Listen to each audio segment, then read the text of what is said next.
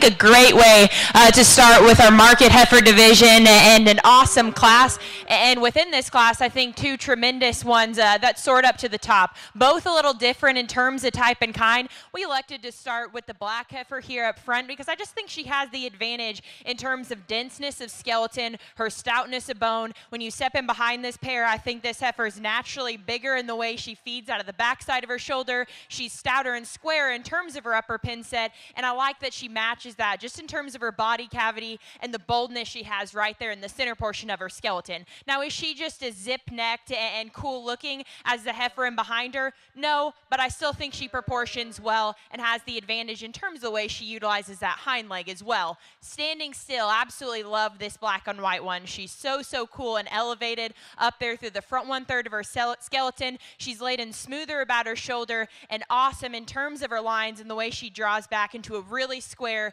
and level hip and hind leg design when she's standing still. When we set these cattle into motion, I think she reads just a little as a smaller footed heifer that's a little bit tighter on that rear ankle. And when you step in behind her, she's probably not just as stout and bold and rugged as our class winner today. That's still a tremendous high quality one to land in two. Gonna continue to be really fun down the road. Potentially the boldest and heaviest muscled and most expressive one actually comes in three. Love this heifer from behind in terms of her shape up high, her denseness of skeleton, and just her boldness of rib. With that though, to me, she just reads a bit coarser in terms of her skeleton. She's not as attractive and extended through the front 1/3 of her body. She gets a little bit tighter right there in the center of her back when we set that one into motion. The heifer that comes next is probably the advantage in terms of her relaxedness of skeleton. She's more free moving off of either end. With that though, I think this heifer just reads a little bit harder in terms of her center body cavity. She's more closed up at the base of her skeleton, just wants to taper from her hip all the way to the ground. The heifer that comes next is the advantage in that regard. This one is big backed, stout hipped, really muscular, and matches that with a stout set of feet and legs down at the surface. This one just reads greener in terms of her body density today. Needs to come with a shot more softness there in the center portion of her skeleton, and we could free her up in the way she utilized her hind leg. We round out the class with the young man's heifer that certainly doesn't forfeit quality. She's a good looking one that's attractive. This one's probably just the narrowest and greenest in terms of her condition today. She's one that we need to relax in the way she utilized her spine when set into motion. Awesome class. Let's give all those exhibitors a nice round of applause. Here's your results out of Class 1. First will go to Wesley Lange. Second is to Kinsley Bremer. Third to Kason Snyder. Fourth will go to Reese Locke. Fifth is to Justice Curry. And sixth to Corbin Kunk. Just a quick note, if you see youth leaving with those red ribbons and youth as well, in case you didn't get a red ribbon yesterday and you're getting one today, that means you get to come back for showmanship later today. If you're going to be showing multiple cattle, we ask that you either put it in your back pocket or your back tag hanger so the judges do know that you've already received a red ribbon.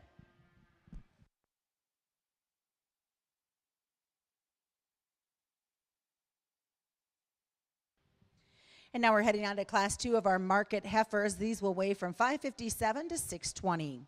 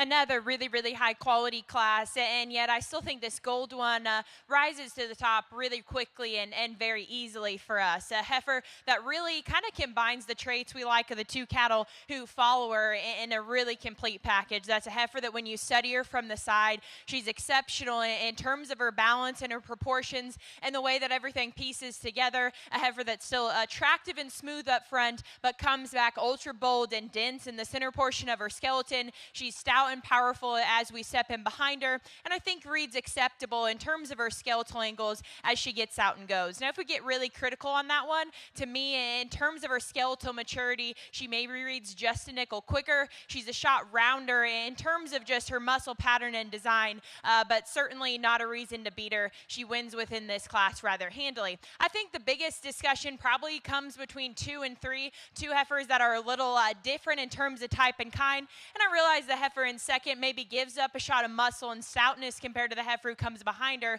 but I think she's the one that reads with more future and longevity. I think that heifer is just smoother in her muscle pattern. She's longer and more extended up front, more composed in terms of her top line and tail head, and I think just has the advantage in terms of smoothness and attractiveness there from the side while still being adequate in terms of muscularity. No doubt, like I mentioned, I think this gold one is the stouter featured one that's bigger backed, stouter and square in terms of her upper pin set. There's no question about that. And with that, this heifer probably is deeper and just bolder in terms of her rib cage as well. For me, she probably reads just a little bit shorter in terms of the length of her cannon. She's shorter necked and coarser there about her front end and her shoulder. And she's also one I just want to set down in terms of where that tail head sits on the tip of her skeleton. If we do those things, I think we can easily switch that pair. The heifer that comes next is one that's got some really intriguing pieces. This one is as long and thin-necked as anything in the class, extra long-sided and extended, and stout in terms of her bone work. For me, for as bold and square and big-hipped as this one is up high, I wish she matched it all the way at the base of her skeleton. She gets drier there in the center portion of her body. She's more closed up directly at the surface. She, too, is one we can maybe free up just ever so slightly in the way she handles her hind leg. A really stout and powerful muscular one rounds out the class that's really bold-bodied and stout in terms of her feet and legs. This one just reads more coarse in terms of her design today. She's bolder and more open about her shoulder. We need to relax that one in terms of her spine and just square and level her in her hip and hind leg design as well. And congratulations out of class number 2. First goes to Vienna Sell, second to Brittany Samuelson, third is to Kellen Blank, fourth to Tinley Weathers, and fifth to Braden Jacobson.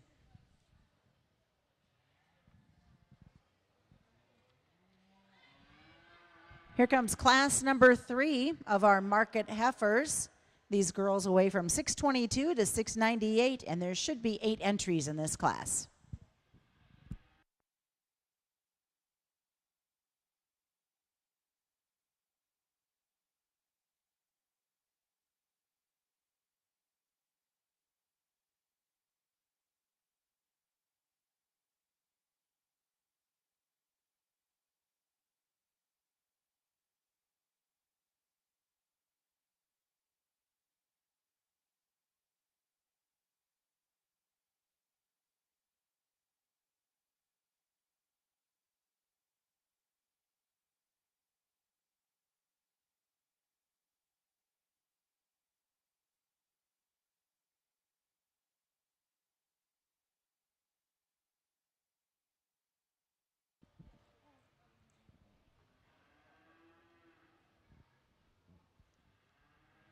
You know, Susan, the exciting thing is that being first part of November, this is probably the first show for these calves.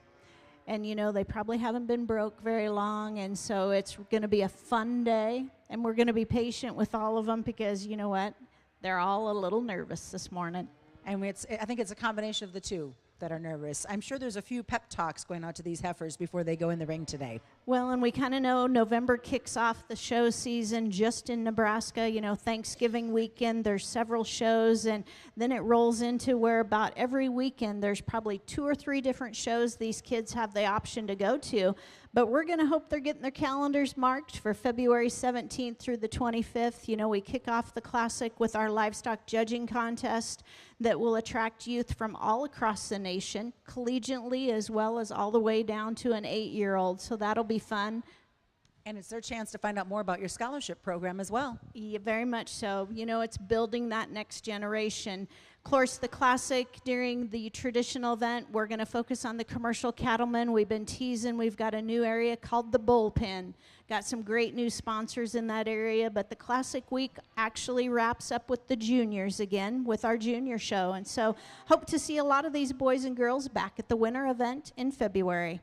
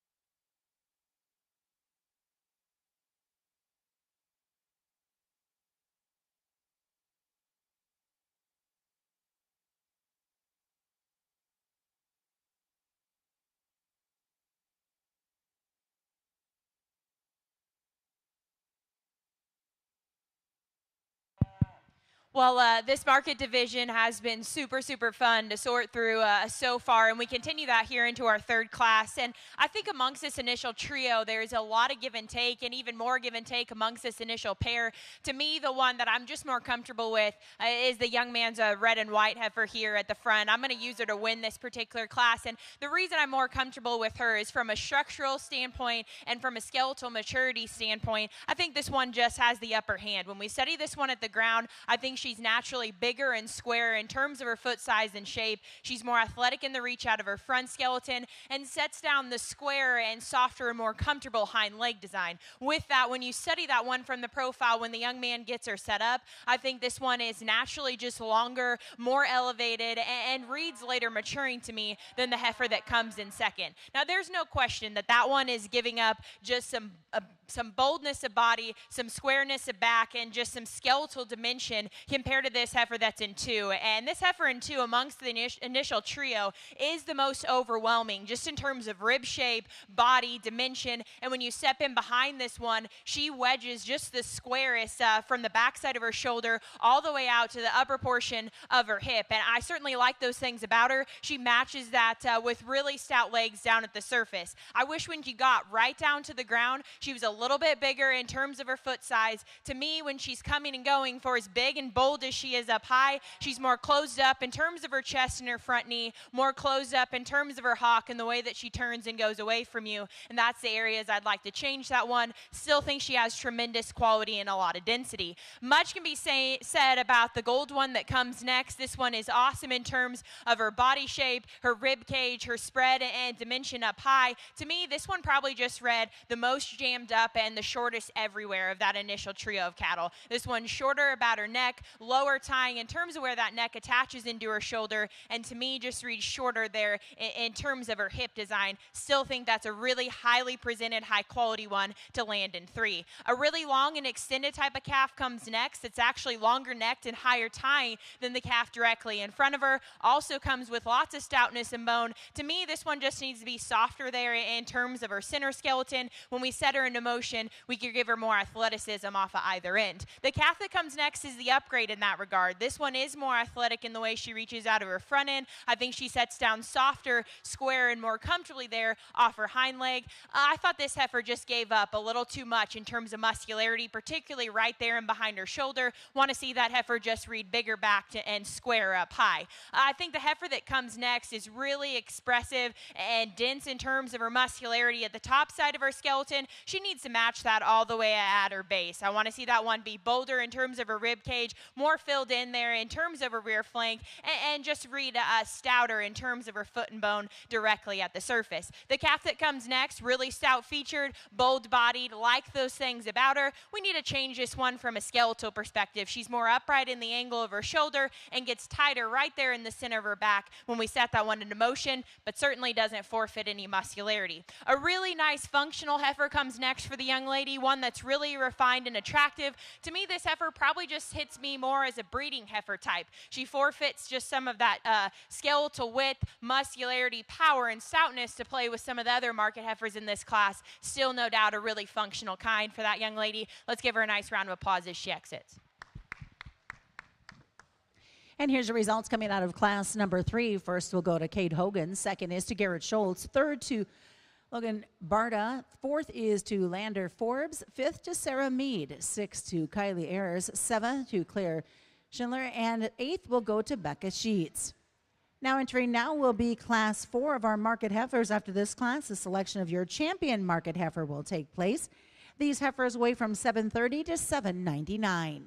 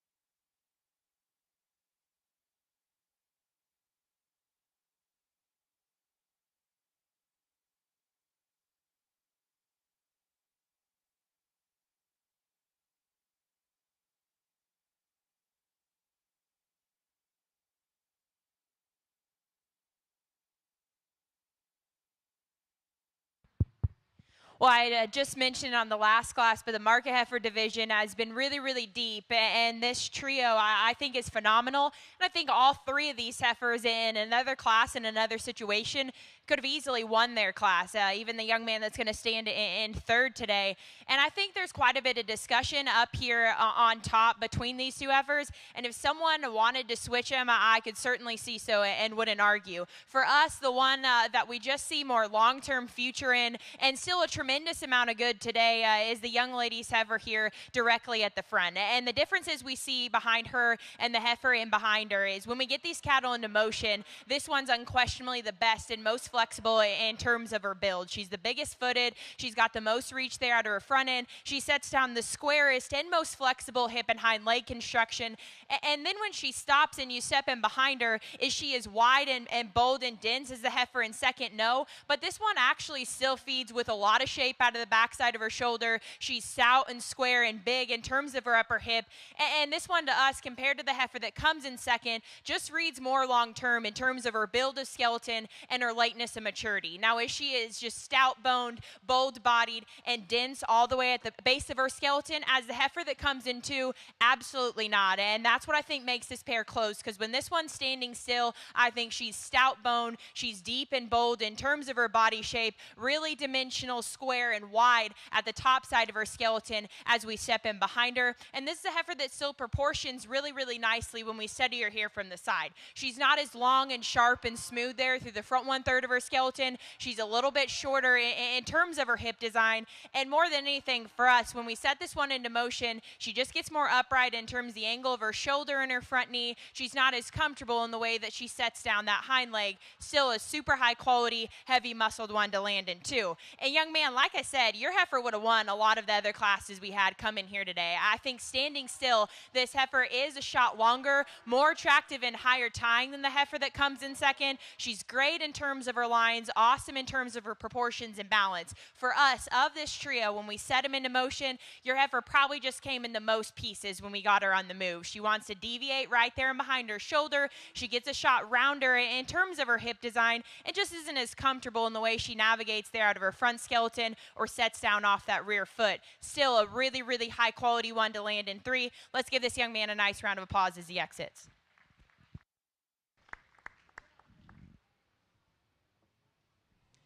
Here's results coming out of Class 4. We're going to get the first and seconds rearranged. Get them ready to come in to make your selection of your champion and reserve market heifer for today.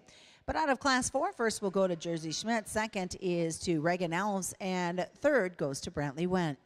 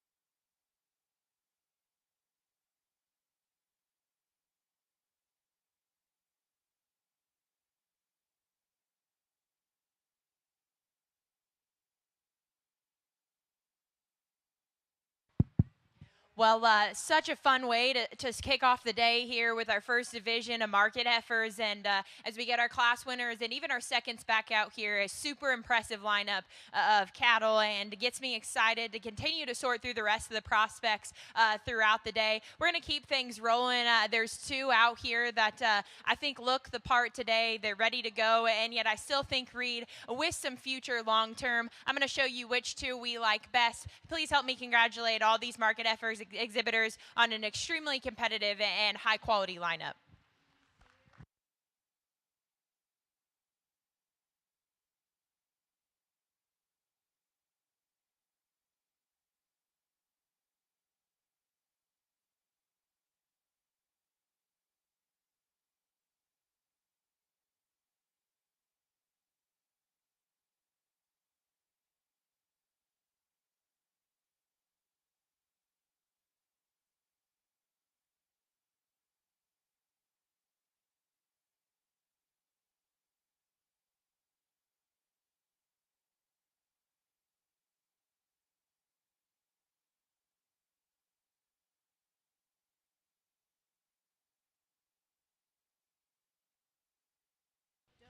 And congratulations, your champion market heifer exhibited by Vienna Cells. Reserve champion is to Jersey Schmidt.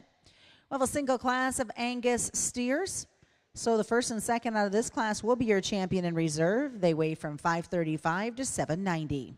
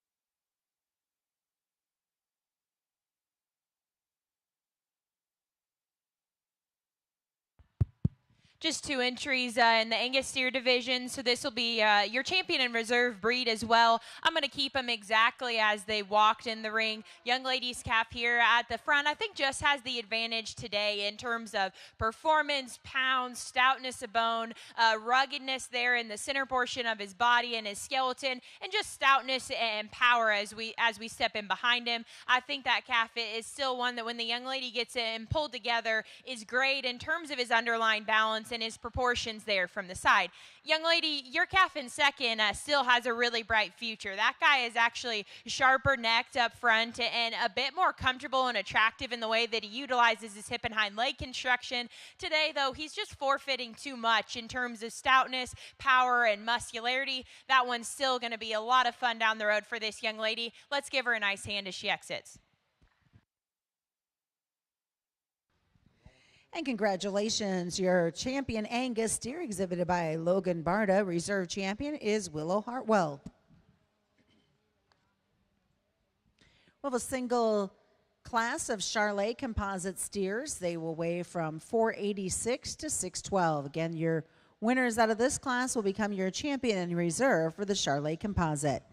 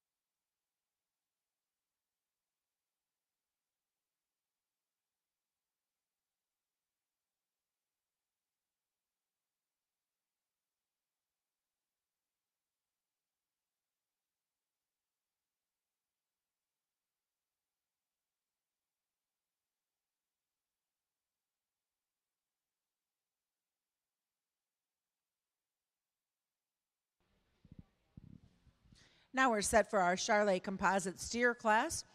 Again, weighing from 486 to 612. The winners of this class will become your champion and reserve.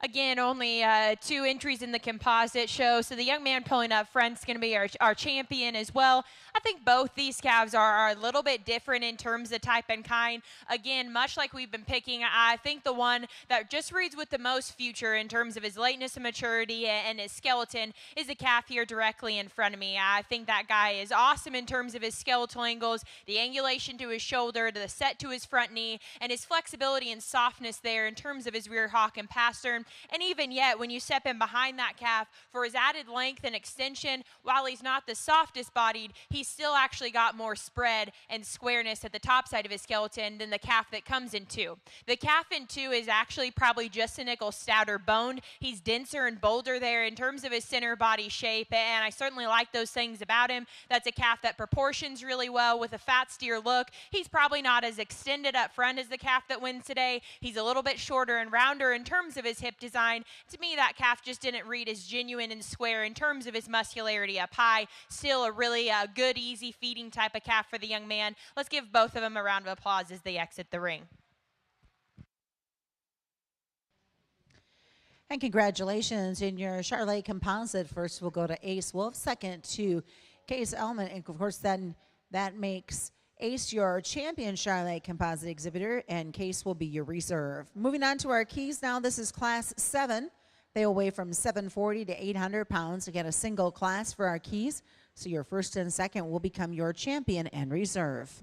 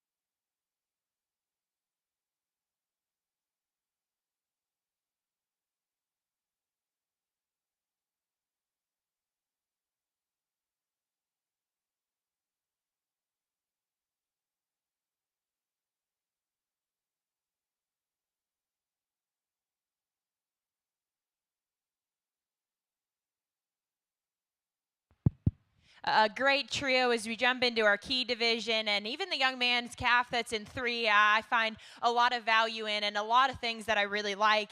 Even despite that, though, the black steer that wins does so in a hurry for us. I think one that just does a lot of basic things right in terms of his stoutness of feature, his boldness of rib cage, a calf that proportions with a fat steer look here from the side, and just within this trio is easily the most muscular and powerful. And if you're going to get a little critical critical on that guy. He's not perfect from a structural and build perspective. For me, he reads a little bit shorter and rounder in terms of his hip design and tighter on that rear pastern, but I don't know that we've got just a perfect structured one in here that has the same balance, look, and muscularity of that guy, and that's why he easily wins within this particular class. I actually think there's quite a bit more debate between 2 and 3. To me today, the young lady smoke calf just more closely follows our class winner in terms of his body shape and his stoutness and boldness at the top side of his skeleton. When you step in behind this pair, not only is this guy just a bit bolder in terms of his rib cage, but he's got that much more spread and dimension there at the top side of his skeleton. He's a really stout bone type of calf that proportions well from the side. Why he falls into second is I'm not as comfortable with this guy from a structural perspective. For me, he's plenty upright in the angle of his shoulder and his front knee.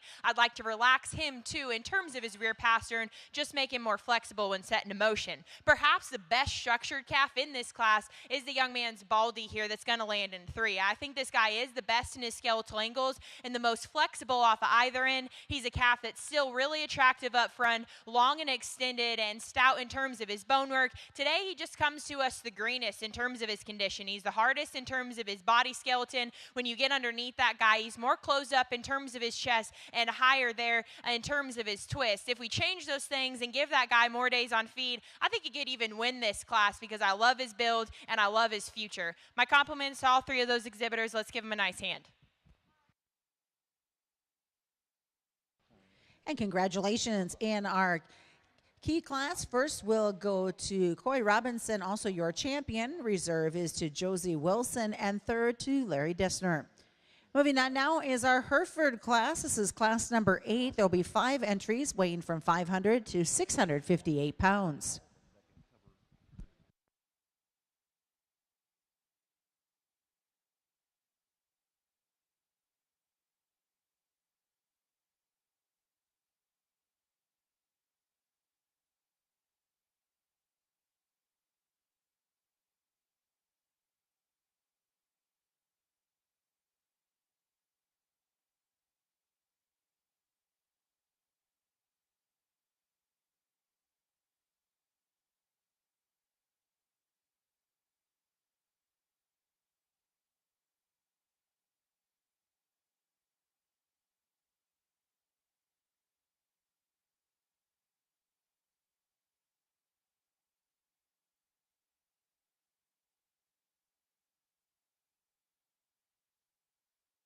Susan, we've been talking about all the opportunities at the Classic, and we talked about junior nationals and things, and as we're starting the Hereford Steer Show, it's perfect time to let's talk about the Hereford opportunities, kids.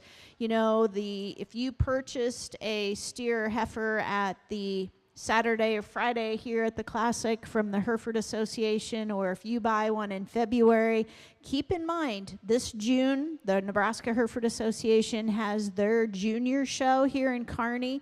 Huge event. I tell you what, there's a great futurity payback program there for the kids. And talking about junior nationals, the Herefords are going to be in Grand Island this summer, so keep in mind, kids, all of the opportunities with your Hereford steers and heifers coming up this summer. Mark your calendars for the first weekend in June, the Nebraska Junior Show that's right here in these facilities. Later on in July will be the Junior National in Grand Island. And if you have any questions about some of their futurity or payback options, very honored to have, and she's tailing the steer there, Rudy. She is with the Nebraska Hereford Association. Get on the website, give her a call. She'd be glad to share all those details with you. What a great opportunity, a networking opportunity for these youth as well, both the local one here in Kearney and the national show in Grand Island.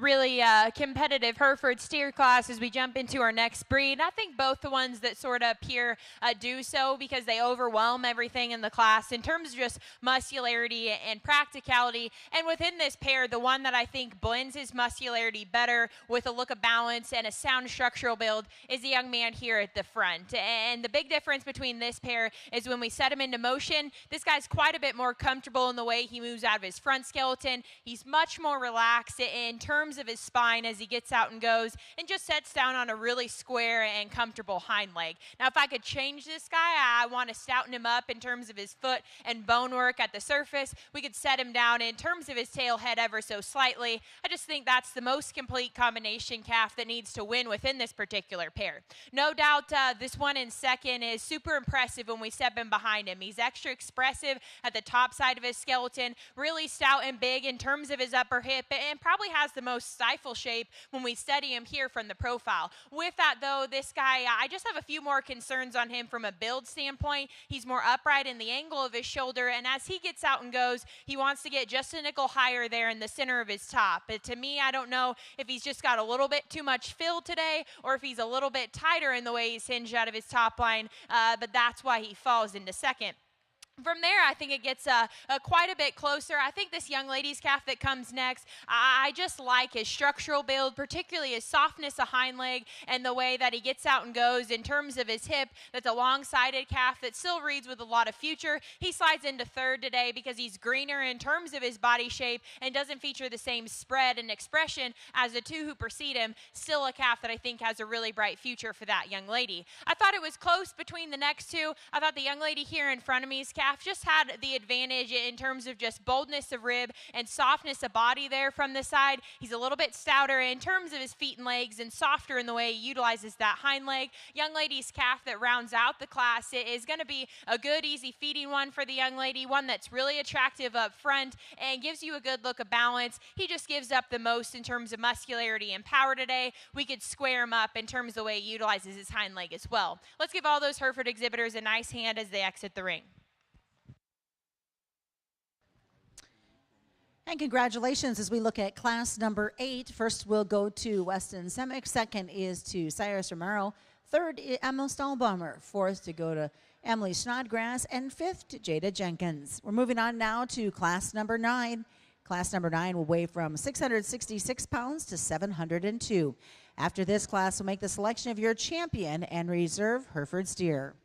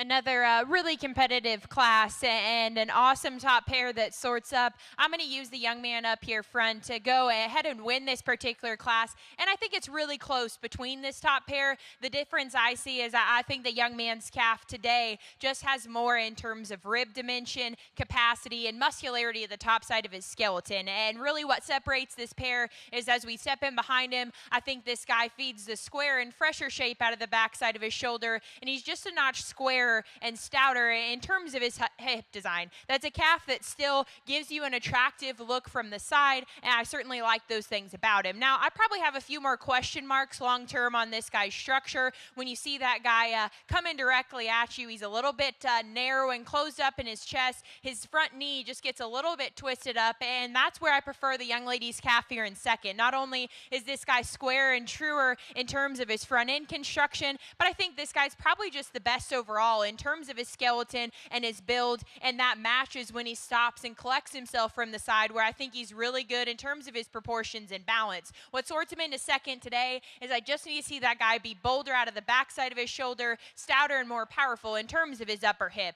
I thought it was close between 3 and 4. Young lady's calf here directly in front of me is just a really good kind of meat and potatoes kind of calf. He's good structured, good bodied, got some dimension up high. The reason he's in third today is he forfeits some of those added extras from the side compared to the two precede him. He's a little bit plainer up front, lower tying in where that neck sits on the top side of his shoulder, and just not as stout in terms of his bone work at the surface. Young lady's calf that comes next is really sound and functional. Love that guy's structural build. He reads with a long-term look in terms of his front end and his length of body. Today he just gives up the most in terms of just flesh, power, and dimension. Give that guy more days on feed though, and I think he's going to be a fun one for the young lady. Let's give all these exhibitors a nice hand as they exit.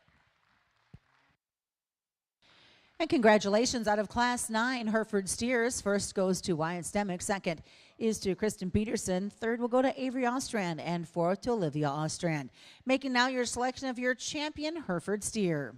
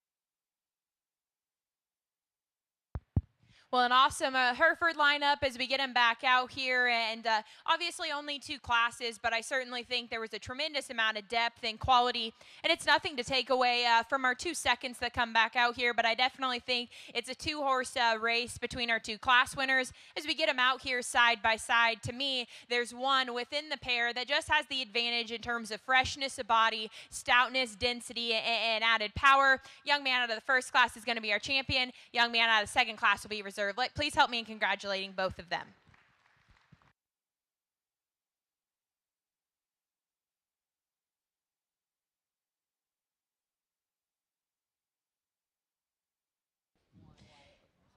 Congratulations to Weston Stemick will be your grand champion. Hereford exhibitor. Reserve will go to Wyatt Stemick.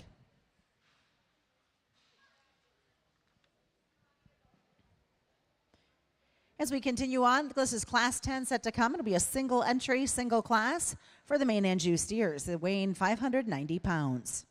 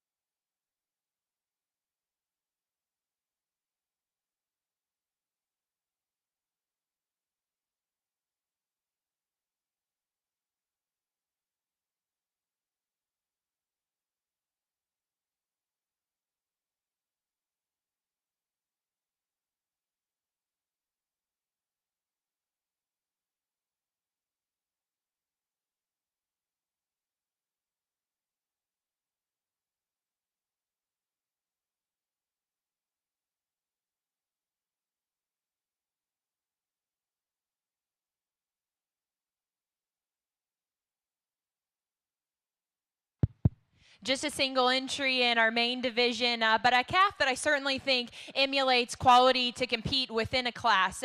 One that when you study him from the side, he's so refined and attractive through the front 1/3 of his skeleton, awesome in terms of his lines and his center body proportions, and a calf that complements his look and eye appeal with a really attractive and functional hip and hind leg construction. Certainly like those things about him. If you're going to get a little bit critical on this guy, I think when we set him into motion, while I love his hind leg, he's maybe a nickel upright in terms of the angle of his shoulder and his front knee. And long term, I just hope that guy continues to progress just with some skeletal width and stoutness. I think he's awesome in his shape up high, maybe gets just a little bit more closed up at the base of his skeleton. But in terms of a future, I think that guy reads with a really bright upside just because of his elite look from the side and his hind leg construction. Let's give this young man a nice round of applause as he exits. And congratulations to Stetson Roethlisberger with the champion Maine and Jew steer. Moving on now to our maintainer steers. This again will be a single class. Your first and second will become your champion and reserve. They will weigh from 602 to 692 pounds, and there will be 7 entries.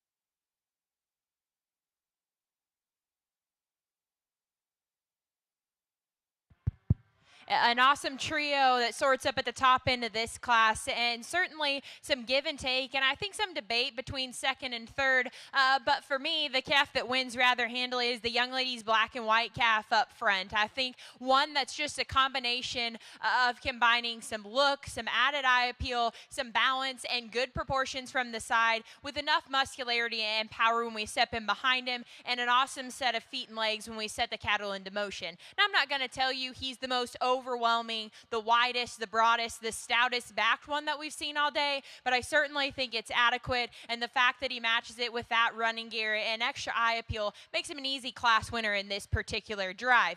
Now, amongst these two that stand before me, like I said, I think there's certainly some debate, and if you want to say young lady's calf is too green today and there's not enough of him, I don't disagree with that, but I really like this calf long term, and even though he's green today, he's not as bold, dense, and powerful as the calf that's behind him. I think this guy has a really, really bright future. He's more attractive, longer and extended, and higher tying in terms of where that neck connects to the top side of his shoulder. He's longer, square, and better in terms of his hip design, and I think off of either end of that guy's skeletal build, he's built square and truer within his skeleton with more athleticism off of either end. And even though he's not as broad as the calf behind him, he still reads with good shape up high. Now, if you want to argue he's harder bodied, he's not as stout and dimensional, I don't disagree, and that's where the advantage comes in the calf in 3. Because of the initial trio, this guy probably is the stoutest bone, the widest and broadest up high, and the most dimensional in terms of his upper hip. For me, though, this guy's just more compact and jammed up everywhere. He's shorter about his neck, he's more open about his shoulder, and shorter and rounder in terms of his hip design. And of those initial 3, when we set him into motion, I thought this guy probably just read the most upright off of either end of his skeleton. Still one that you have to be incredibly impressed with in terms of his body cavity, his natural spread, and muscularity. The black calf that comes next, a lot of the same things can be said. He's practical in his body shape, stout boned and dimensional. He sorts further down in this class because of that initial trio. He doesn't have the same look, the eye appeal, and balance as those others. When we set that guy into motion, he wants to tuck that hind leg up underneath of himself ever so slightly. The smoky calf that comes next is one that's probably a shot more attractive up front than the calf in front of him, one that still reads futuristic in terms of his body shape and his stoutness of bone. Today, this guy probably just comes in a few more pieces to me when we set him into motion. As he gets out and goes, he wants to deviate behind his shoulder, get higher right there in the center portion of his spine, and tuck that hind leg underneath of him ever so slightly. Still really like a lot of things about that guy on the stand. The black and white calf that comes next is just really basic in his type and kind. He's great structured, good bodied, and has some muscularity up high. We just need to see that guy feature more stoutness of bone and more look from the profile to move up. We round out the class with a calf that certainly doesn't sort down for lack of boldness, shape, and expression. This is a really muscular kind of calf. He just needs to couple it again with more look and smoothness. He's coarser about his shoulder and tighter in terms of that rear ankle. Let's give all those exhibitors a nice round of applause. And congratulations, here's your results of your maintainer steer class number 11. First we'll go to Vienna Sells, second to Reese Locke, third is to Colton Croker, fourth will be Haley Peterson, fifth is to Sarah Mead, sixth to Nicholas Rohr, and seventh is to Troy Lindquist. Your champion maintainer steer exhibited by Vienna Sells, and your reserve champion is Reese Locke. Single entry coming in now for our shorthorn steer class. This will be your champion as well, weighing 720 pounds.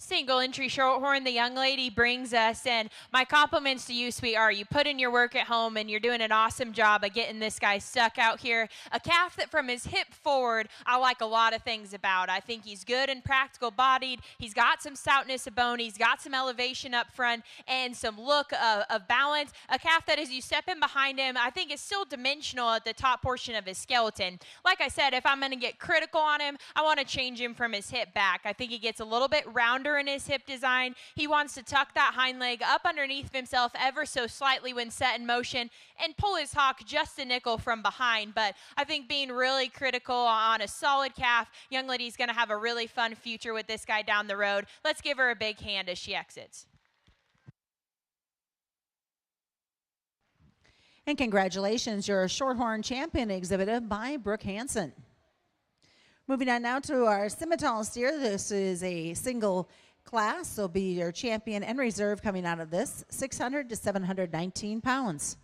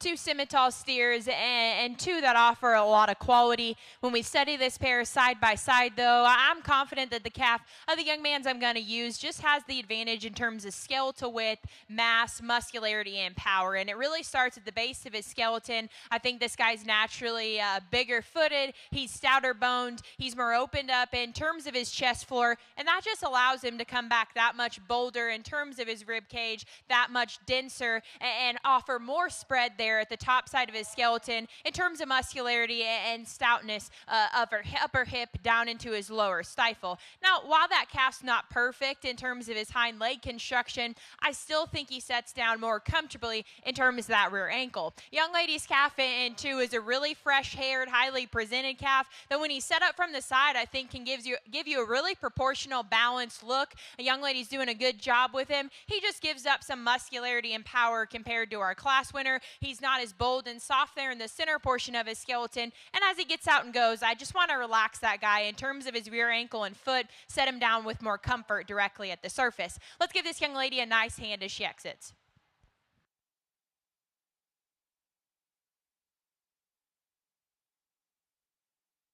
And congratulations to Ty Weathers will be your champion Simmental exhibitor. Reserve will go to Waisley Lang. Now moving on, we are starting our crossbred program. This is class number 14 for those following along. They'll be from 319 to 585 pounds. Again, class 14.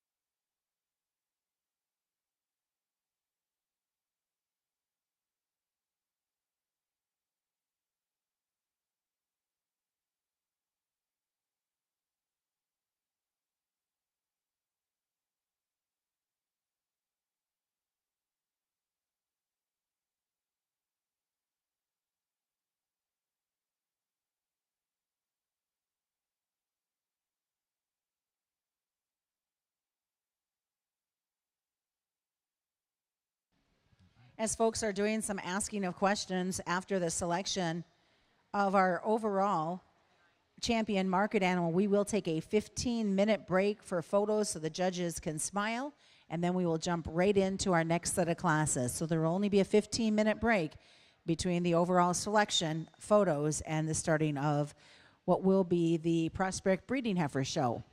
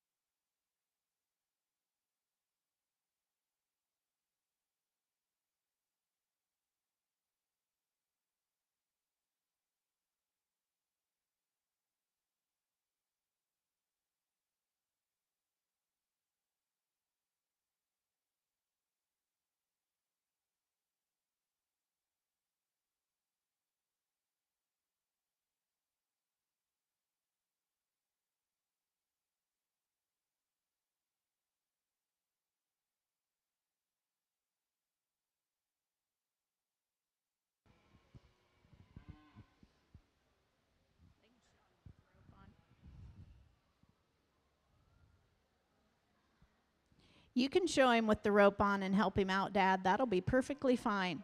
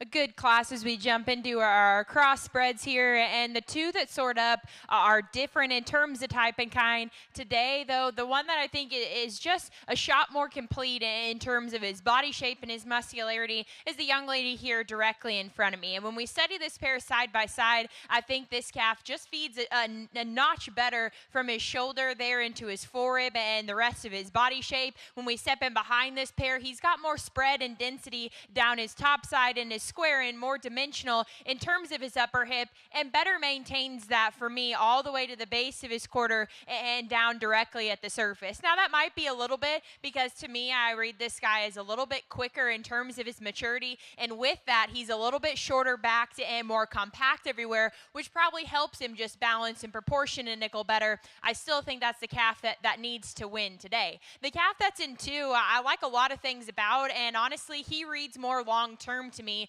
than the young lady that wins this particular class. I think he's longer and more extended up front. He's longer sided. He reads later maturing in terms of his skeleton. And I think this guy is certainly built well in terms of his feet and leg construction and his softness that he sets down with at the surface. Today, he's greener in his body shape, and thus he reads flatter there in his forerib, right behind his shoulder. And while I think he's square and dimensional in terms of his upper hip, he just wants to play out ever so slightly there at the base of his quarter. If we change those things about him, I think this pair gets a lot closer because I like his added length and his lateness to maturity. Young lady did a really nice job of hanging with that guy and getting him shown out here. Some still really unique pieces in the young man's calf that comes next. This calf's as stout-boned and big-footed as anything in the class, and up high, I love how dense and square and dimensional he is at the upper portions of his skeleton. Again, much like we've talked on a few other calves, I want to see him match that better all the way at his base. He's super big up high, but gets drier right there in the center portion of his skeleton,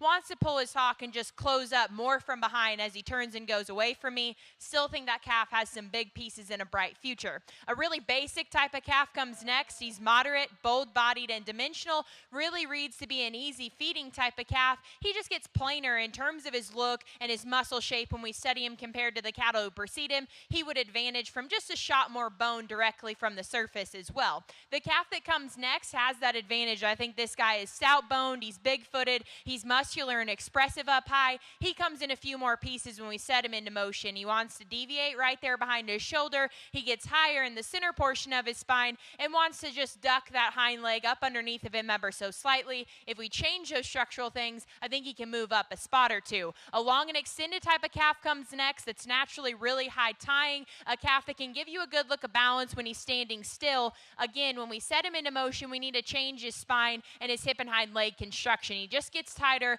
and wants to get up underneath of himself as he gets out and goes. A really a high ceiling type of calf comes next that I think's better days are ahead of him. A calf that is stout boned, powerful up high. Just today, the lowest performing and greenest condition one. Just needs more time on feet to move up any higher. Let's give this young man a really nice round of applause. He hung tough out here, did a great job with his calf. Here's your results now out of Class 14. First will go to Kimber Hopkins. Second to Lane Stoughton. Third is to Baker Bimmer.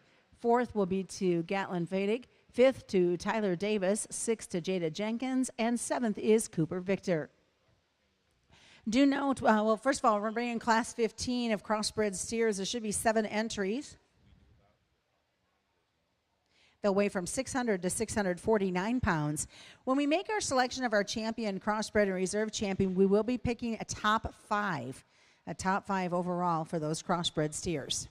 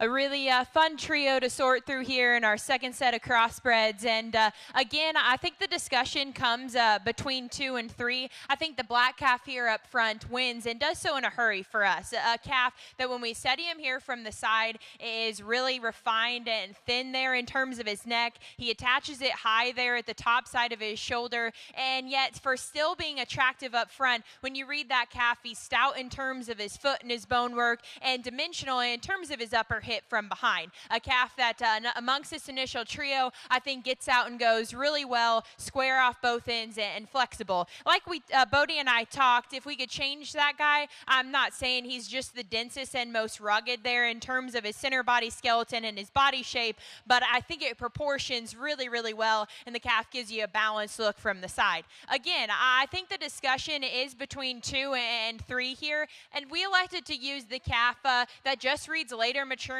and more long-term in terms of his build. Not only is this guy more elevated and extended up front, I think he's laid in smoother about his shoulder. He's longer and square in terms of his hip design, and as he gets out and goes, he's just more within his skeleton and more comfortable in motion. Now, is he as bold-bodied and as stout and dimensional and muscular as the smoke calf? No, probably not, and that's where I think the pair gets close because this smoke calf is really bold and dense there in the center portion of his skeleton. As you step in behind him, he's really big in terms of his upper hip and awesome in terms of his stifle shape here from the side. To me, this calf just reads a shot quicker maturing in terms of his type and kind, and when we set him into motion, he's more upright in the angle of his shoulder and more straight in terms of the way that he utilizes his hock. Still a really high quality one to land in 3. The gold calf that comes next is really practical in terms of his type and kind. Great in his body shape, stout bone, just gives you a really practical, easy feeding type of look. For this stage in the game, he's already a little bit more plain there in terms of his head and his neck shape. He's got a little bit more chest, and I think it'll be a management game just to keep that guy's underline balance in check as he continues to progress.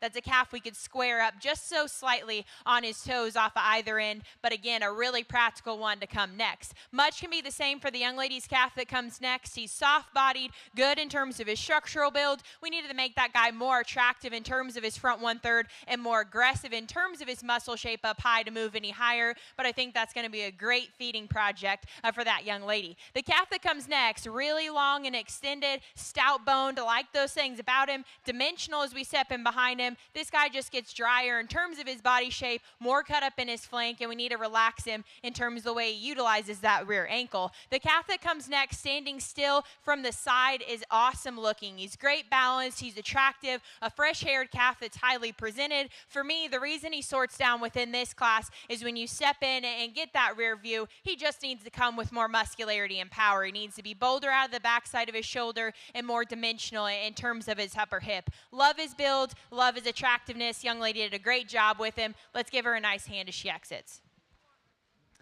Here's the results of Class 15. First will go to Anna Karnoff, second to Jersey Schmidt, third is to Reagan Ounce, fourth to Kinley Fadig, fifth is to Trina Pearson, sixth to Tanner Hansen, and seventh to Sydney Jenkins.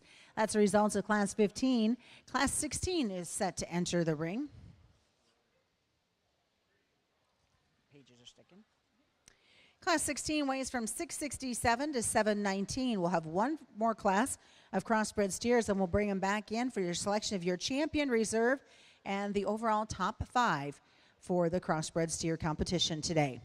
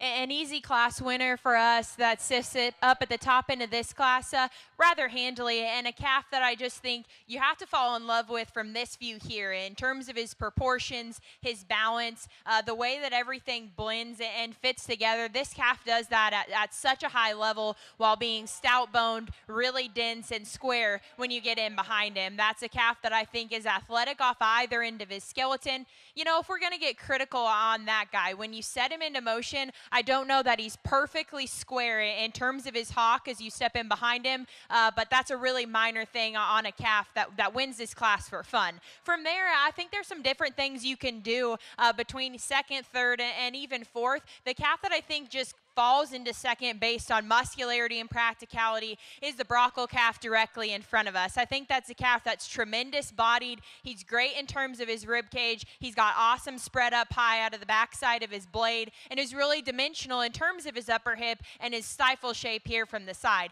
The reason he sorts into two is he's not as sharp in terms of his head and neck from the profile. He's bolder and more open about his shoulder, and I'd like to lengthen and square that guy in terms of his hip design ever so slightly. Standing still, I like a lot of things about the young lady's black calf. He's sharper about his front end and his head shape compared to the calf who precedes him. I think he's a calf that gives you a great look of balance in terms of his proportions and is really big in terms of his upper hip as you step in behind him. What sorts him into third for me is when we set him into motion, I just got to change him in terms of his hind leg construction. He needs to set down softer and more comfortable on his rear pastern and just more attractive in the way that hind leg takes to the surface. The Baldy calf that comes next, really fresh and juvenile in terms of his look. He's got an attractive look up front. He's great in terms of his lines. I think a really eye-appealing type of calf. He sorts down because I think he forfeits some added muscularity. When we step in behind kind of this initial grouping of cattle, he's the flattest in his forerib and the most closed up in his top shape. He too could be reconstructed in terms of the way he utilizes his rear hock and pastern. The gold calf that comes next, another one that's high tying, attractive, long-sided type of calf. Again, for me, it's on the move that I want to change this guy. I want to change him in terms of his front foot shape, and as he gets out and goes, he's a little bit rounder in terms of his hip, and I want to relax him in the way he sets down that rear ankle and foot. Young lady did a really nice job of getting that guy shown. A practical, easy feeding type of calf comes next. He's awesome bodied. He's got some stoutness and some squareness. Again, he just gets outclassed from the profile. He's not as attractive about his front end. We could change him in terms of his underlying balance and set him down in his tailhead ever so slightly. Another really practical, easy feeding type of one comes for the young lady next. Great in terms of his structural build, awesome bodied. We need to give this guy more muscle shape and more stoutness of bone at the surface to play any higher. Let's give her a nice hand, though. She did an awesome job with that calf. Still going to be fun down the road for her. And congratulations, our Class 16 winners include in first, Colton Croker. Second is to Ty Weathers. Third will go to Brittany Samuelson. Fourth is to Brody Aarons. Fifth, Reese Locke. Sixth to Braden Jacobson. And seventh to Becca Sheets. One final class of our crossbred steers. They weigh from 766 to 790. After this class, we'll make the selection of our top 5 in their crossbred steer competition, and then we'll bring them all in for the overall champion. Do note, after that overall champion has been selected, there will be a 15-minute break so the judges can smile for photos, and then we'll be back to start our breeding show.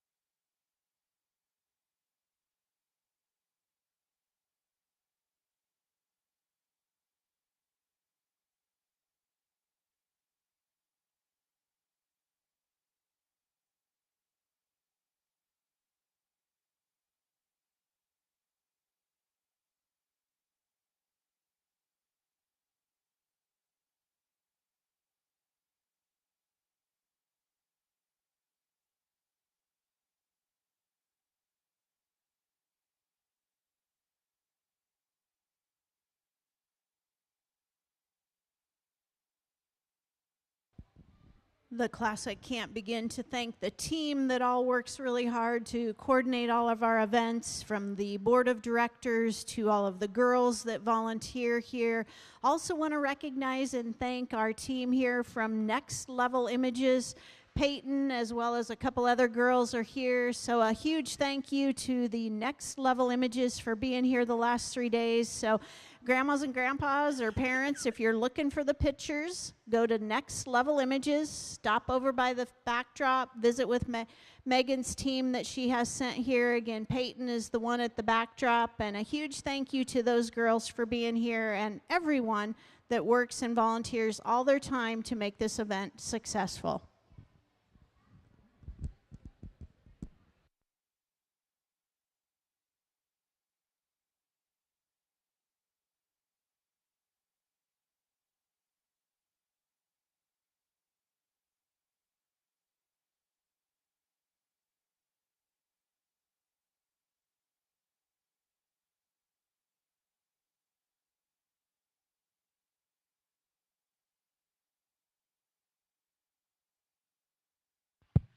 Really high quality trio that comes out in our last class of crossbreds, and I certainly think that there's some discussion between 1 and 2, but I told Bodie the longer that they're out here, the more I just find myself gravitating to the young lady's white calf here directly at the front. And when we compare these two side by side, I think he's got some advantages in a few key areas. This guy, to me, reads better in terms of his body shape, particularly the way he transitions from his shoulder into his forerib and back there into his rear flank. I think because he is bolder in terms of his rib cage, he's got that much more natural and genuine spread out of the backside of his blade. He's bigger and stouter in terms of his upper pin set, and I think he maintains that better through his lower quarter and stifle all the way to the base of his skeleton. Because of those things, I think this calf proportions really, really well from the side. Now, I'm not going to say he's absolutely perfect. If I could change that guy in any area, I want to change him just in terms of his foot size and shape. I think he's a little bit smaller footed. He's not as even and square in terms of his toes,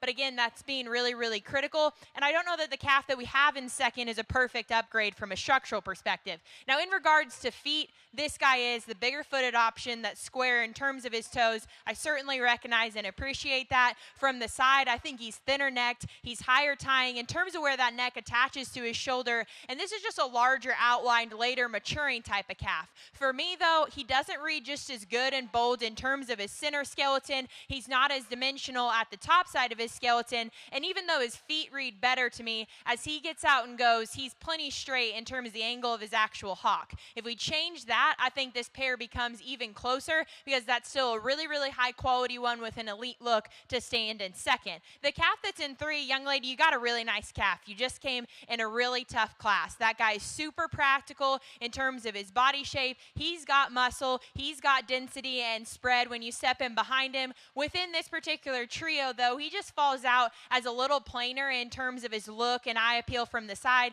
That's a calf we could change in his top line, strengthen him behind his shoulder, and just level him in his hip ever so slightly. Awesome class. Let's give all these 3 young ladies a nice hand. And congratulations in our final class of crossbred steers. First, we'll go to Alexis Milliter. Second is to Zelina Fisher. And third goes to Brooke Jacobson. We're going to bring in now our first and second steers for our commercials to pick our top 5 of our crossbred steers. And then after that, we will bring them all in for the selection, the division champions and reserves for the overall champion market animal.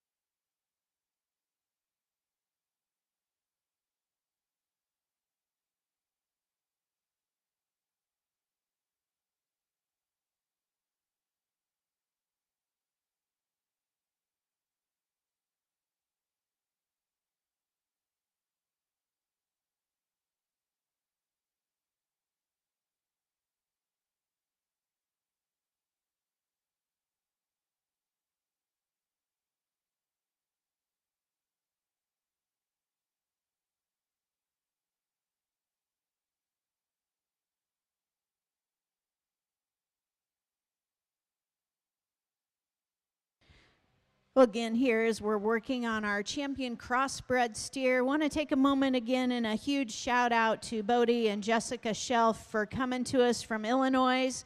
They have spent the last 3 days in Kearney, Nebraska, and I'm sure they're awful busy back on their own operation where they manage Tree Lane Farms, a 250 head seed stock operation there. I know they're getting ready for another online sale coming up, and both of these individuals were highly successful in their careers as far as livestock judging collegiately, now involved in the beef industry as far as marketing seed stock and traveling all across the nation. They've judged at other junior national shows, and truly an honor to have them in Kearney, Nebraska. And as you're standing ringside, I'm going to ask you, put your hands together and thank these two individuals for taking the time to be here.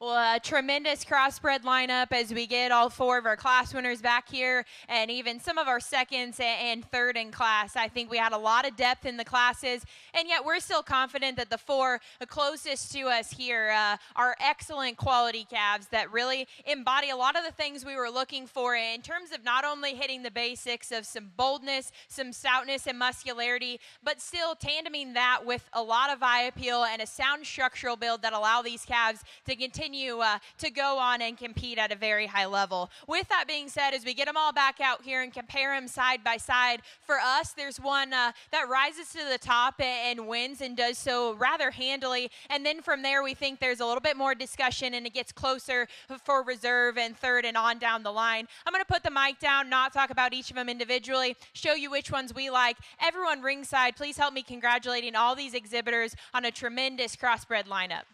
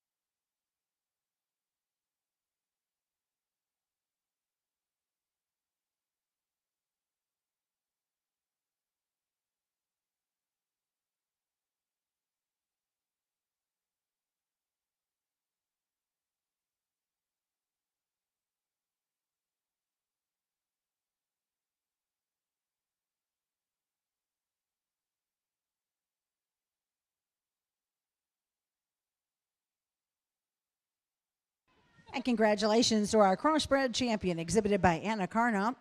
Reserve went to Colton Croker, third to Alexis Millanders, fourth is to Jersey Schmidt, and fifth to Zelina Fisher. Get them all organized. Be bringing them in for the selection of your overall champion market animal.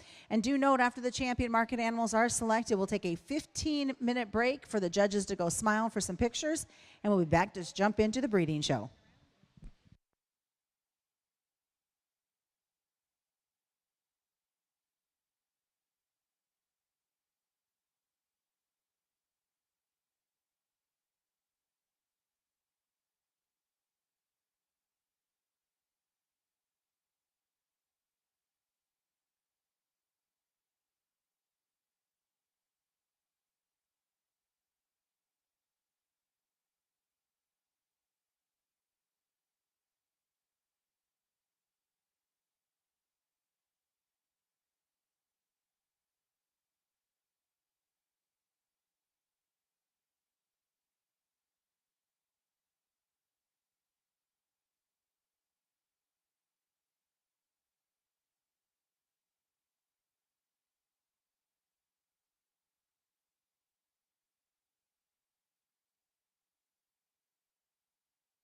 And congratulations to all coming back to compete for the overall champion, including from the market heifer class.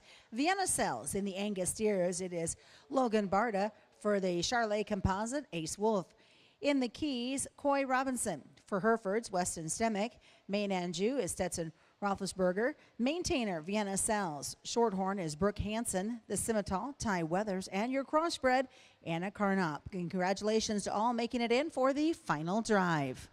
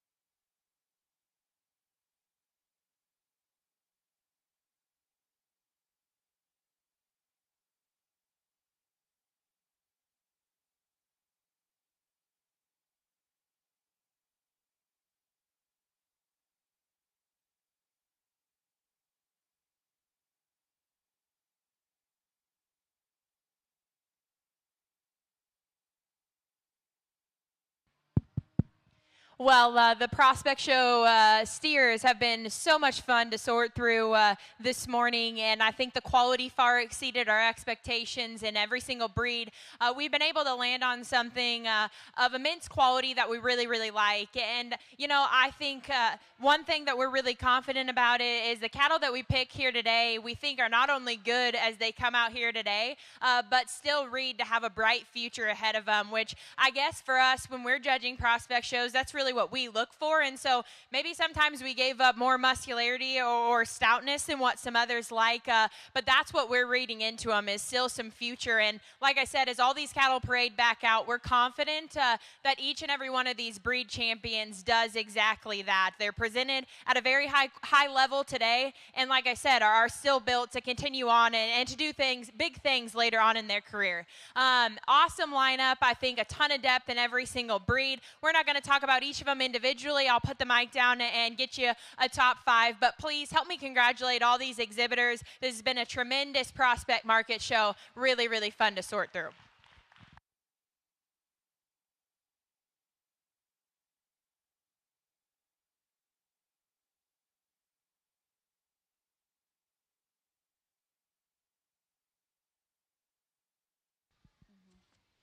Congratulations, your overall champion market animal comes out of the crossbred class, exhibited by Anna Carnop.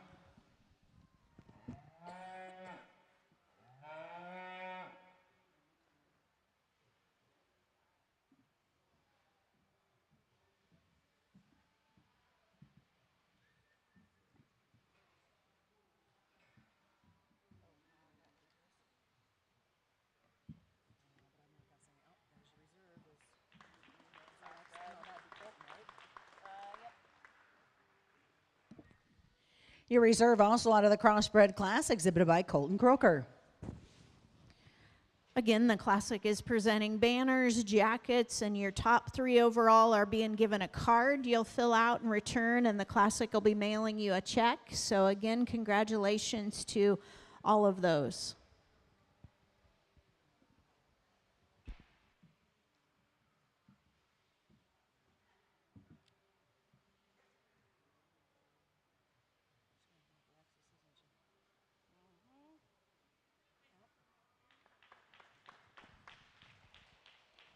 Third overall is Alexis Byletter, and again out of the crossbred division.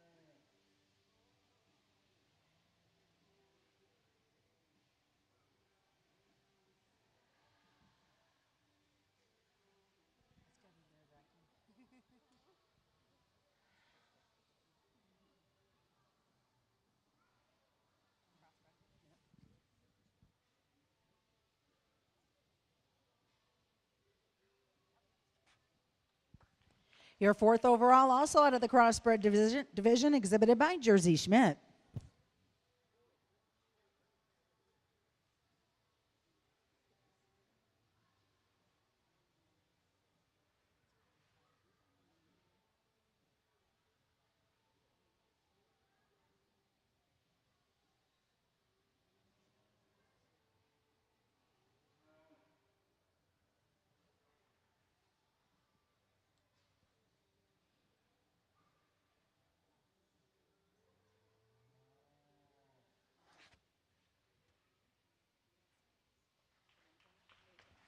And out of the maintainer division will be your fifth overall, Vienna Cells. With that being said, there will be a 15-minute break. We will be back to start at 11:45.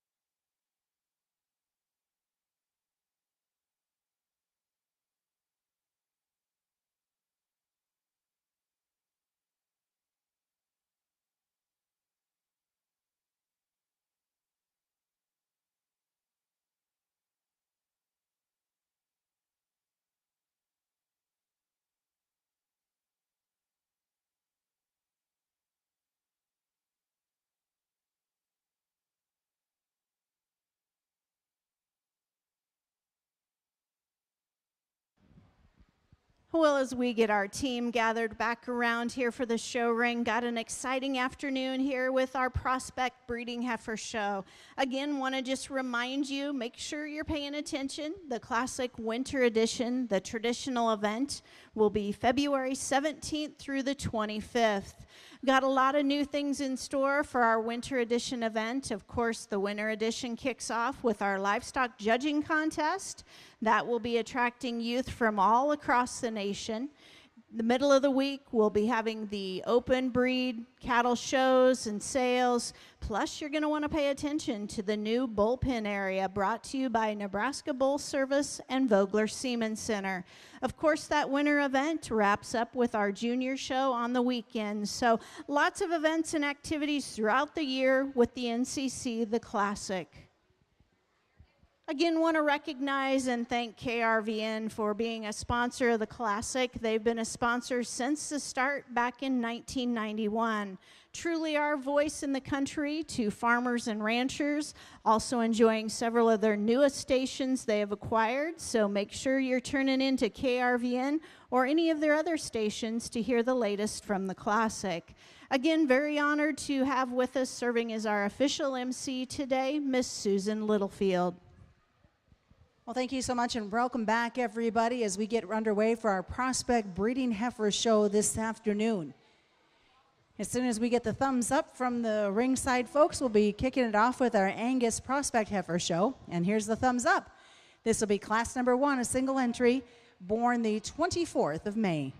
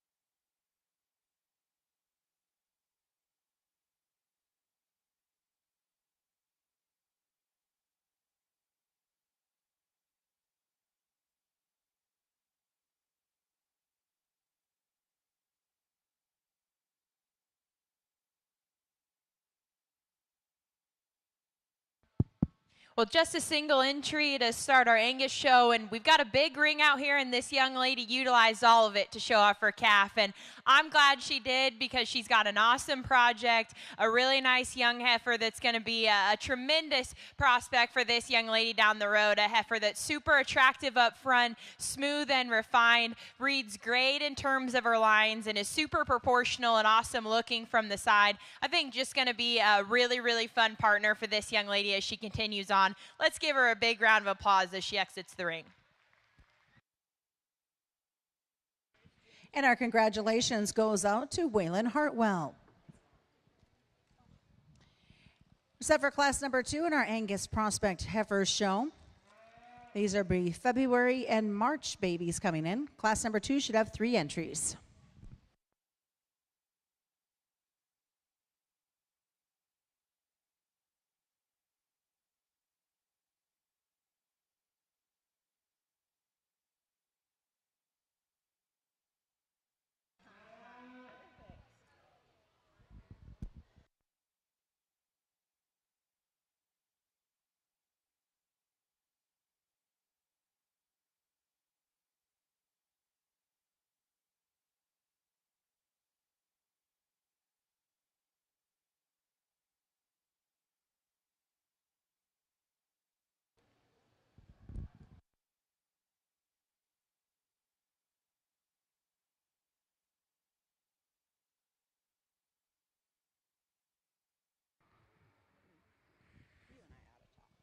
We're getting those young girls all set to go coming out of class 2. They'll be out here just momentarily. There's a total of 3 classes. We look at the Angus Prospect Heifer show this afternoon. Coming back, we'll make the selection after class 3 of your champion. Then we'll move on to the Charlet and then run up the Charlet Composite to start out this afternoon's great breeding show. Lots of activities, lots of juniors have been here. And, you know, Susan, this was just the 3rd annual fall edition. And as you know, the Classic is branched off and now holds 3 events annually. Want to point out, you remember back in August we had the pop-up event. And several people are like, why does the Classic have so many events anymore? And you remember back in 2019 what was happening to county fairs. We had nothing. Everybody was shutting down their county fairs, and we said we better hold some events for some kids.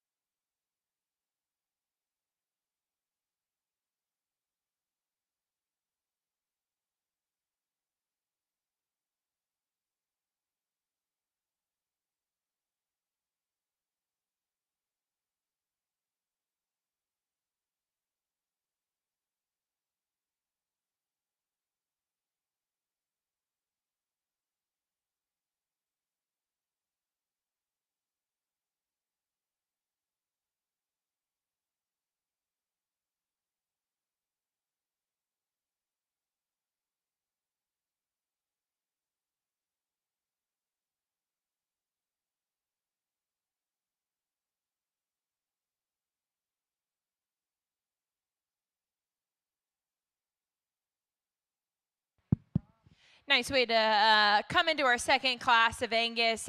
Young ladies heifer that's going to win this class, I just think is the most unique in terms of her out there pieces. That's a heifer that's really tall fronted and elevated, long and refined about her neck. And for being that attractive up front, it's impressive she still comes back as big and deep and bold in terms of her center body as she does. She's square and good in terms of her hip design. A heifer that gets out and goes adequately well in terms of her hind leg. Now, she's not perfect perfect from a structural perspective. I want to change her in terms of her front end construction. For me, she's plenty upright in the angle of her shoulder. She wants to twist out on those front 2 feet ever so slightly, but no doubt one that's got some really cool and intriguing pieces. Same can be said about the heifer in second. I think this one's naturally bigger footed and stouter bone than the heifer that wins this class. Another one that's naturally really high tying and good in terms of her lines. This heifer doesn't have the same boldness of body or natural dimension as the one that wins this particular class. And even though she's soft at the surface, to me her hock just reads maybe a nickel straight and upright in terms of the way that it's constructed. But I think that one's got really fun days on ahead of her. A really refined heifer comes next that's ultra attractive up front. I love how smooth shouldered she is, long and level in terms of her lines. Really kind of a big outlined kind of heifer. She just needs to complement that with more natural body and dimension. I think if we soften this heifer up in terms of her center body, she makes a harder push higher within this class. My compliments to all 3 of those exhibitors. Ringside, let's give them a nice round of applause.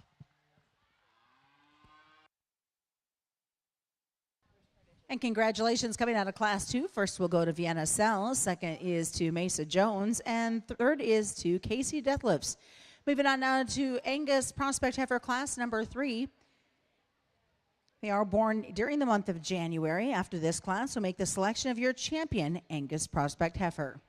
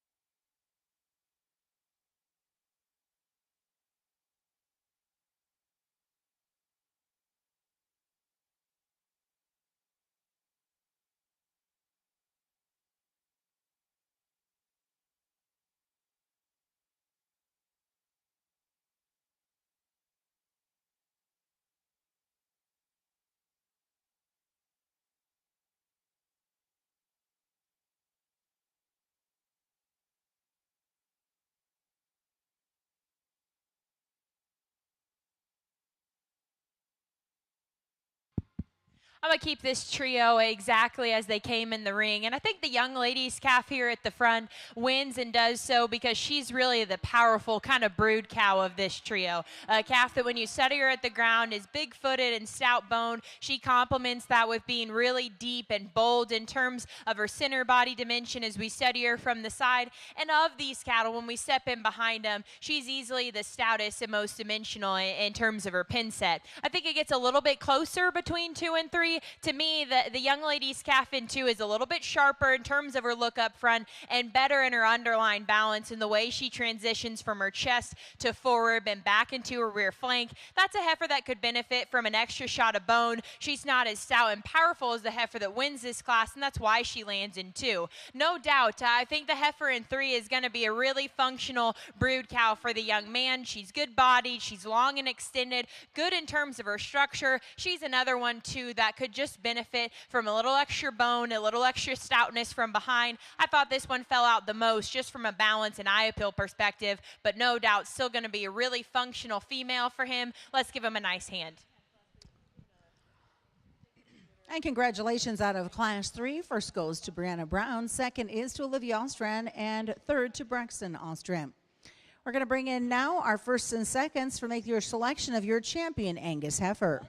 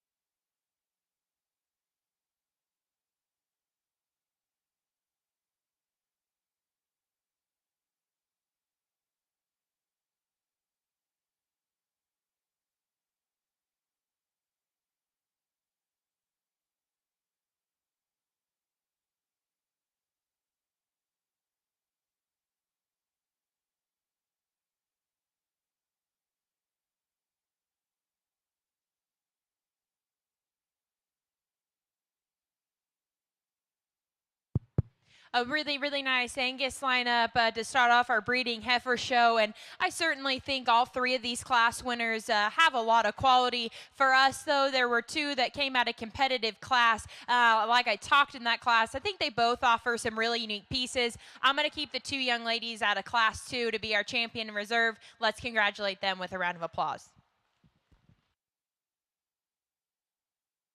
Congratulations, your champion Angus Prospect Heifer, as mentioned, came out of Class 2. Vienna Celis, and reserve is to Mesa Jones.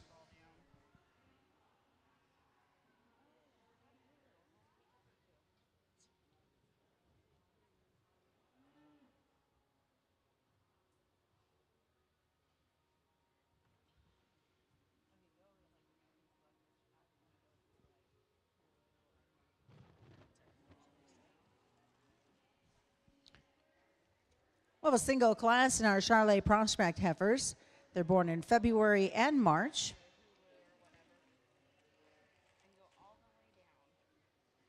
Your first and second will become your champion this afternoon.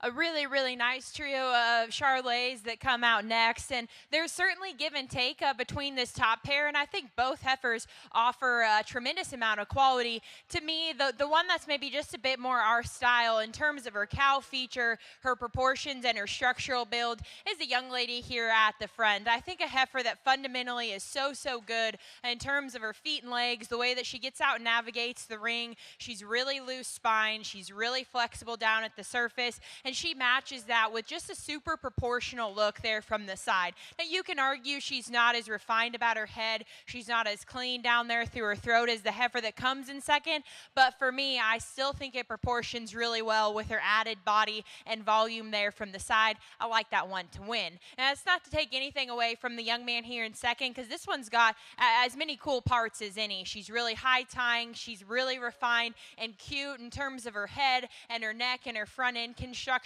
A heifer that has some stoutness and some power and is actually bigger hipped than the heifer that wins this particular class. For me, though, where I slide her into second is in two areas. I want to lay her back in terms of her shoulder and her knee, and I want to pick her up in her pin set and just square her and level her there ever so slightly. If we do those things, I think she makes a closer push to win this class because she's got some cool parts. Young lady's heifer that comes next is no slouch by any means. I think that's a big outlined heifer that's bold in terms of her center body. She's really dimensional and as powerful as anything in this particular class. She's not as flashy in terms of as her front end of the two cattle who precede her. She's not as relaxed about her spine or as free moving off of either end of her skeleton. No doubt I like her added power and stoutness. Let's give this young lady a nice round of applause as she finishes exiting the ring.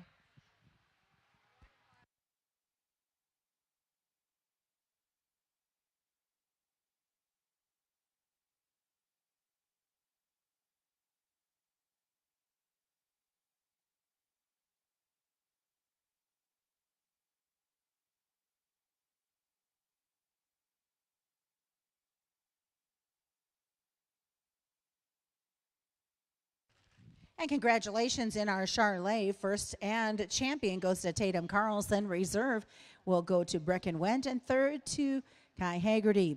Now we're moving on to our Charlet composite prospect heifers. They're all born during the month of March, and their selection of first and second will become your champion and reserve.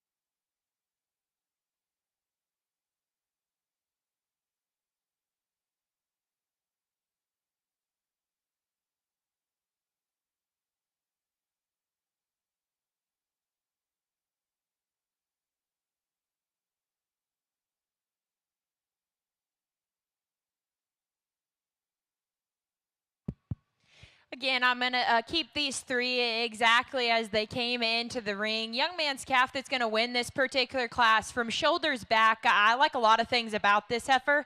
I think she's great in terms of her rib cage and her natural body shape and the way that she progresses from her forerib back there into her rear flank. That's a heifer as we step in behind her. She's got plenty of stoutness and power, and she's longer and square in terms of her hip design than the heifer that comes here in two. Shoulders forward is probably where I just want to modify her. She's a little bit jammed up in terms of her front end. She's maybe a little bit wide there at the base of her shoulder, but from there back, it's really hard to poke a hole in that one. Young man did a really nice job of getting her shown out here. Lots of really cool pieces in the heifer that comes in two. She's actually more refined about her head and her neck than the heifer that wins this class. That's a heifer who's also great in terms of her center body shape and her dimension. For me, I probably just have a few more questions on this heifer long term.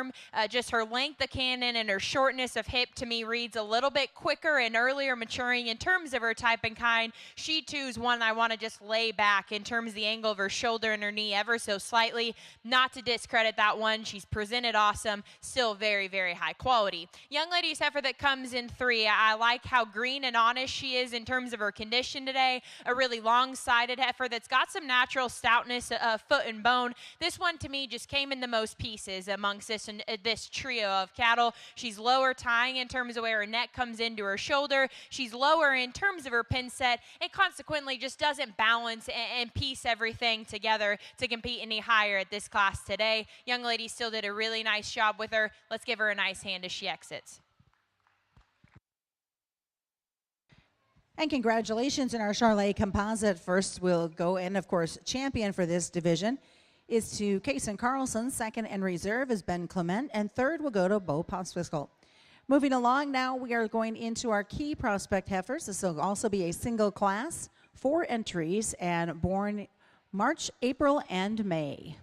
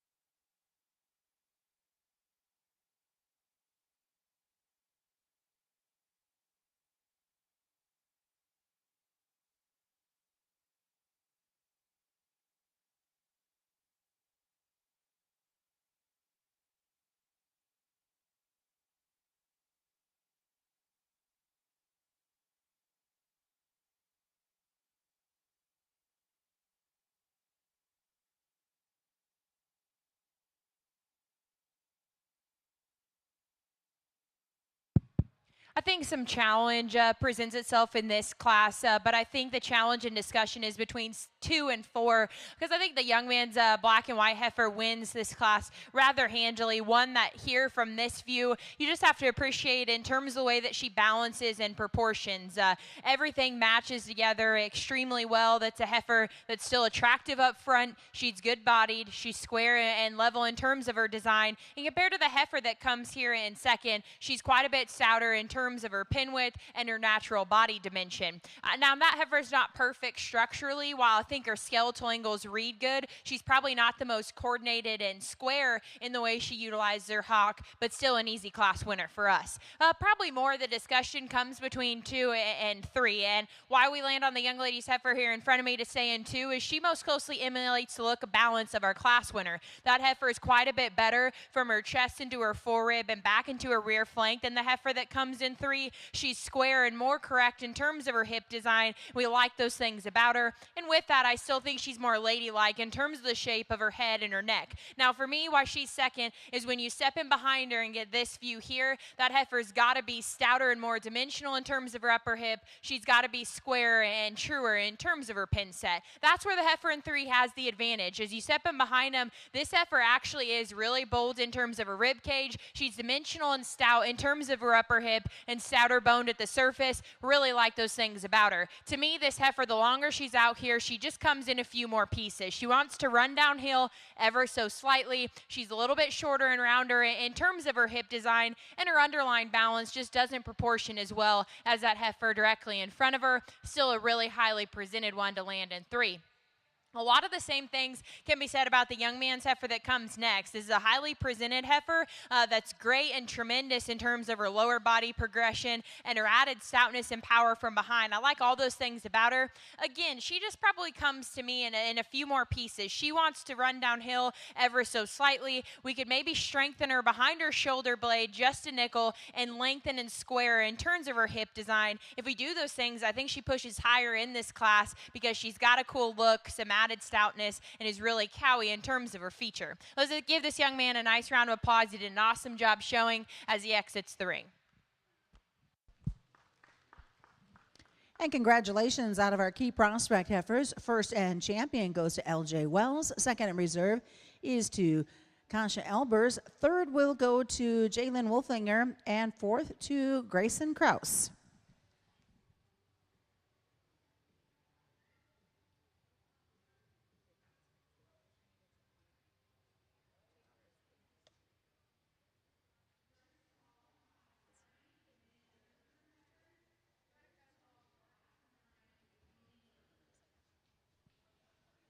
Entering the ring now will be a single entry in Class 7 for your Gelve prospect heifer.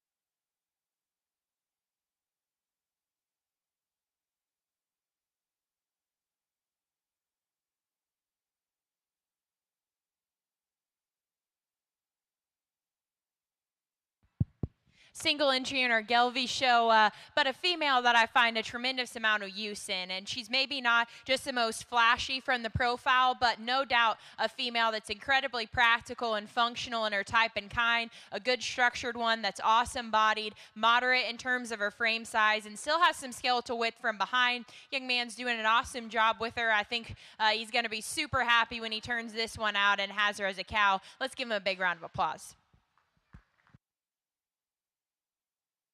And congratulations in the Gelve Prospect Heifer. Your champion is Grant Wolohoski.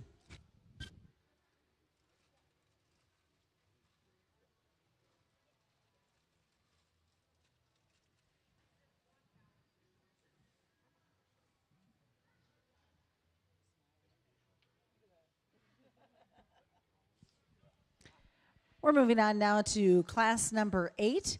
This will be your Balancer Prospect Heifers, born January, February, and March. A single class. Again, your selection of your first and second will become your champion in reserve.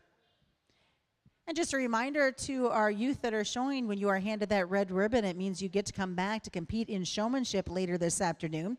If you are showing in other classes, make sure that red ribbon is easily displayed either in your back tag system you're wearing or your back pocket.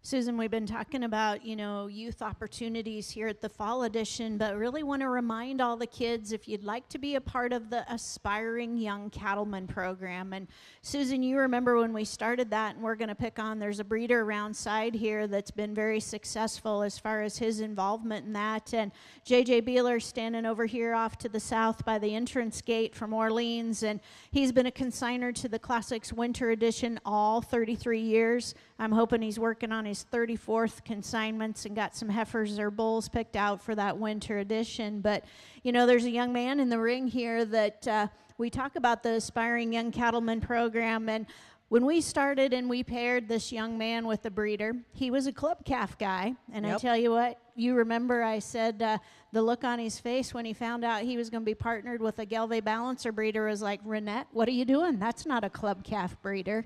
But I tell you what, it's a true story of what the Aspiring Young Cattleman program is about.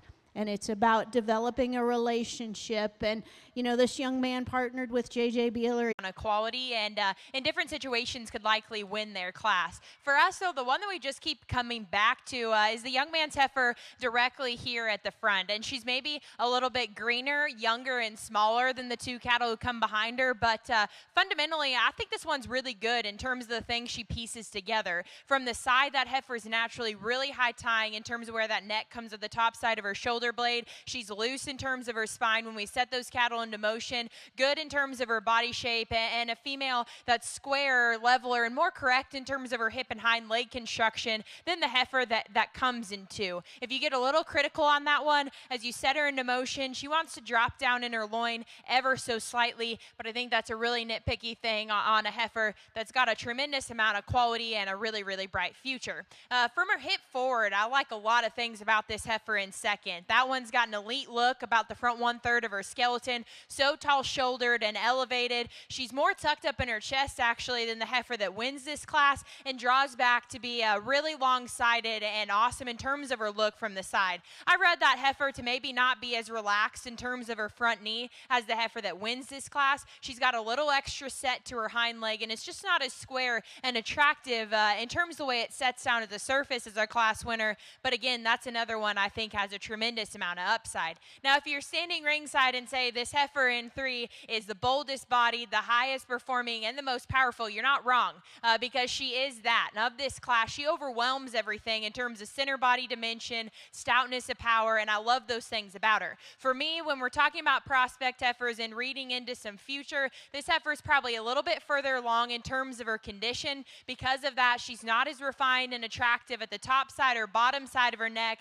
and not as strong in the way she hooks up her forespine there into the backside of her shoulder blade. But boy, from her forerib back, that's one you have to appreciate in terms of just her body shape, her density, and her added cow power. Young lady's heifer that comes next, really long and extended. I love how refined she is up front and long-sided she is from there back. She gives up some stoutness of bone, some power, and natural dimension to the cattle who precede her. Still think that one is going to have a really, really bright future for the young lady down the road. Red heifer standing still is awesome to look at. I think this one is refined. She's good balance. She's really highly presented and gives you an awesome look for the profile. It's when we set her into motion that she sorts to the bottom end of this class. Of all the cattle, she's the most upright in the angle of her shoulder and her front knee. We need to relax her in terms of the way she utilizes that rear pastern and rear foot. If we do those things, I think she easily moves up higher in this class because she is so good looking and highly presented here from the side. Let's give this young lady a nice hand as she exits.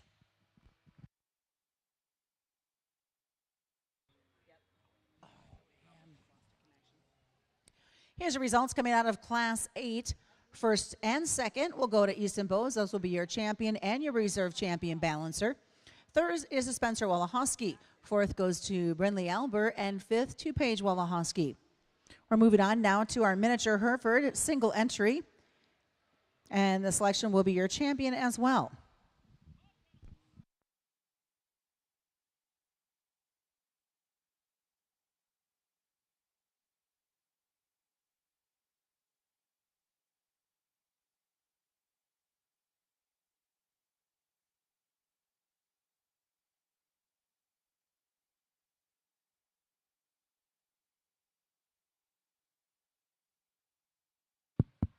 A single entry miniature Hereford. Young lady's doing a tremendous job at getting her shown out here. You can tell she's putting some time at home to prepare to be here today. A heifer that definitely could have stood some competition and I think could compete at a really high level within this breed division. A heifer that's awesome in terms of her lines, really stout-boned and powerful, and gets out and goes exceptionally well. No matter what the end point is, that heifer is going to have a fun time with this calf as she continues on. Let's give her a nice round of applause as she leaves the ring today.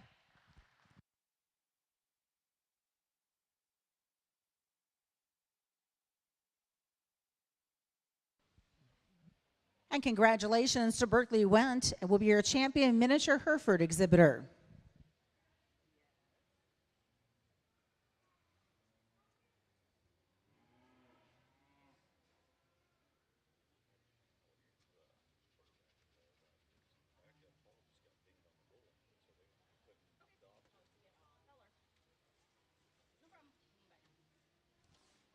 Moving on now to Class 10. This will be a single class of Hereford prospect heifers. They're born in March and April. Your first and second then will become your champion and reserve.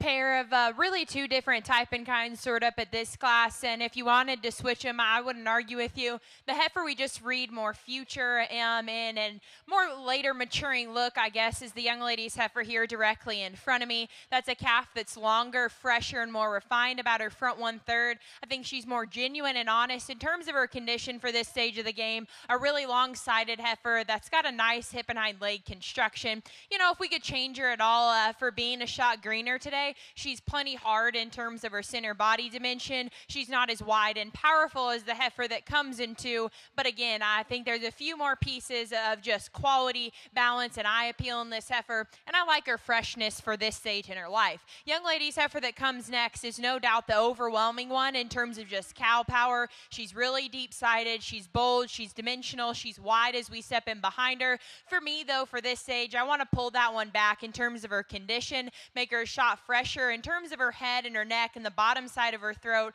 And when we set that heifer into motion, I think she just comes in a few more pieces. She gets higher in terms of her top line. She wants to duck her pins underneath of herself ever so slightly. Still a really high quality and valuable one to land in too. Young lady's heifer that comes next, from her shoulder back, I like a lot of things about. She's good bodied, good in terms of her lines, and has a nice hind leg construction. From there forward, I want to see that heifer just be bolder in terms of her forerib. I want to see her be higher tying in terms of where that neck comes to the top side of her shoulder, and just make her more athletic in the way she reaches there out of her front end as well. A really green and honest condition heifer rounds out the class. I love her front end. I love her smoothness and her eye appeal and her feminine feature there from the side. However, with that refinement, it kind of comes at the cost of just her overall stoutness and power. I want to see that heifer come with a shot more bone and more natural dimension as we step in behind her. Let's give all those young ladies a nice round of applause.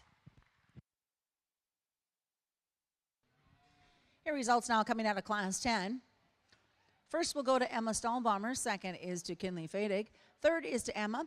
Fourth will be to Timberhula. And the champion then makes it Emma, and your reserve champion will be Kinley.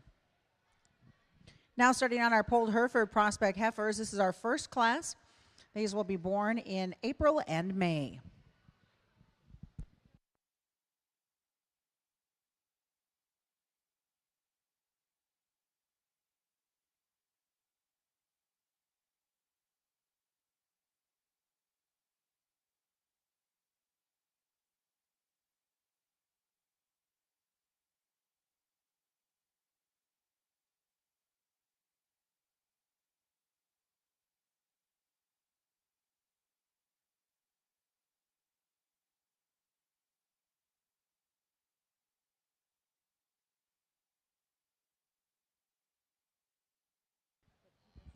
Sure want to thank Rudy in the ring here. Rudy Polk is with the Nebraska Hereford Association. She's helping tail the Hereford Heifers right now, and want to point out for her all of the opportunities that the Nebraska Hereford Association has to offer to the youth. Youth, if you purchased a heifer here on Friday night, or if you buy a heifer at the Classic Winter Edition sale, that heifer is eligible for their futurity program. And last year they presented the champion heifer in that futurity class back $1,000, and I believe the reserve was $500, $600. So lots of opportunities with the Nebraska Hereford Association. They hold a show here in Kearney the first weekend in June. And plus, remember, Hereford Junior Nationals is in Grand Island this summer. So if you ever have any questions about all of the opportunities with the Nebraska Hereford Association, make sure and give Rudy a call. Her number's on their website. A really, really nice grouping polled heifers that come out here next. And I think it's close amongst this top pair. But the heifer that when we set them into motion, we're just more gravitated towards is the dark red heifer here at the front. And specifically, when we get them on the move, I think this heifer is naturally built more square in terms of her front end construction. She remains more relaxed in terms of her top line and comes back just square and more correct in terms of her hip design. Sets down the more attractive hind leg there from the profile. Tandem that with the fact fact that I think she's naturally just nickel boulder bodied and just better balance from the side, and she's our class winner rather handily. That's not to detract from the heifer here in second, because I think this one has as many big pieces and cool parts as any. She's actually longer and thinner necked, ties it really high there at the top side of her shoulder, and is stouter boned when we study her directly at the surface. For me though, when we set that heifer into motion, she comes in a few more pieces. She gets a little bit higher and tighter right there in the center portion of her spine. She wants to deviate right there in her loin, and then tucks that hind leg up underneath of herself and drops her pins ever so slightly. Just want to see her read square and more functional in terms of that hind leg to move any higher. Young lady's heifer that comes next sorts over the heifer behind her, because I think she's got a little extra stoutness of bone at the surface. That's a heifer that's naturally stouter, more powerful in terms of her pin set. She sorts into 3, because from the side I think she runs downhill ever so slightly. I want to pick her up and elevate her there in terms of her front end skeleton. The heifer that rounds out the class certainly doesn't forfeit any quality. I think that's a fresh haired heifer that gives you a nice look there from the side, moderate and bold in terms of her body shape. A heifer that just gives up too much bone, stoutness, and power. She's one too that we could just level in terms of her hip design ever so slightly.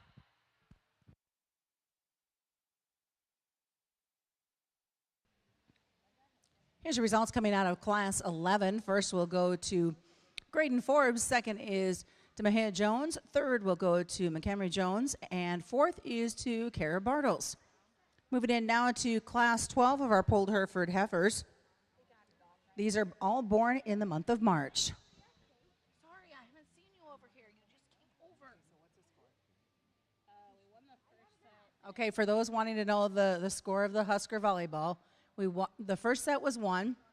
The second set, they are 8-4, and they are behind.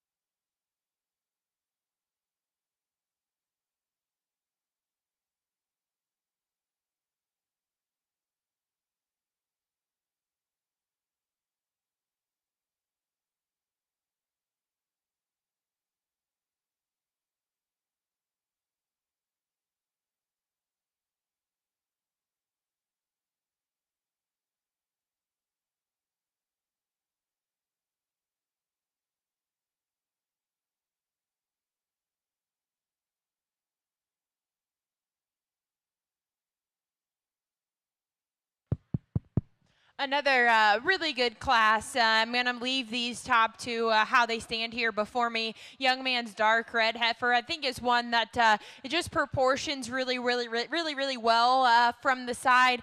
One that when you step in behind her is bold in terms of her rib cage and dimensional up high. You know, if I could change that one for as bold and powerful as she is up high, I want to see her read stouter bone directly at the surface. We could lay her back in the angle of that front shoulder and knee and maybe level her in terms of her hip ever so slightly, but I think a fresh-haired, high-quality one that proportions really well. Young ladies, calf and two, I really like your heifer. It's just super hard to get a read on her today. She's wanting to fight that halter, and it's hard to see how everything pieces together. I think that heifer's naturally bigger-footed and stouter bone than the one that wins this class, one that comes back and is awesome in terms of her lower body progression. I think a heifer that probably would read good in terms of her skeletal angles. She just wants to fight the halter so much today, and because of that, the way she transitions from her neck into her shoulder and back into her forerib just doesn't read super seamless, but I think that is a very good heifer that has a lot of quality.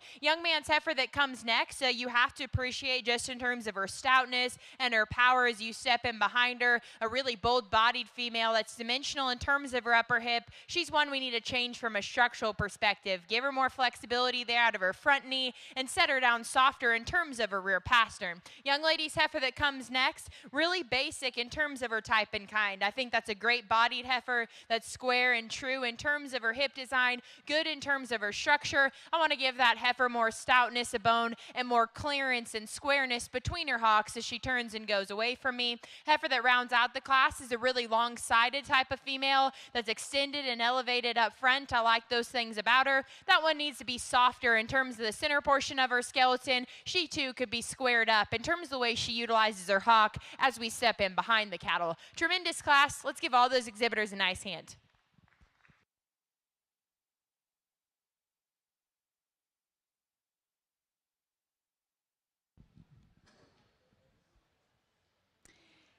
And here's your results coming out of class number 12. First, we'll go to Jackson Wright. Second is to Ashley Robinson. Third to Lily Snodgrass. Fourth to Kian Morris. And fifth to Emily Snodgrass. Moving into our final class of Polled Hereford Prospect Heifers.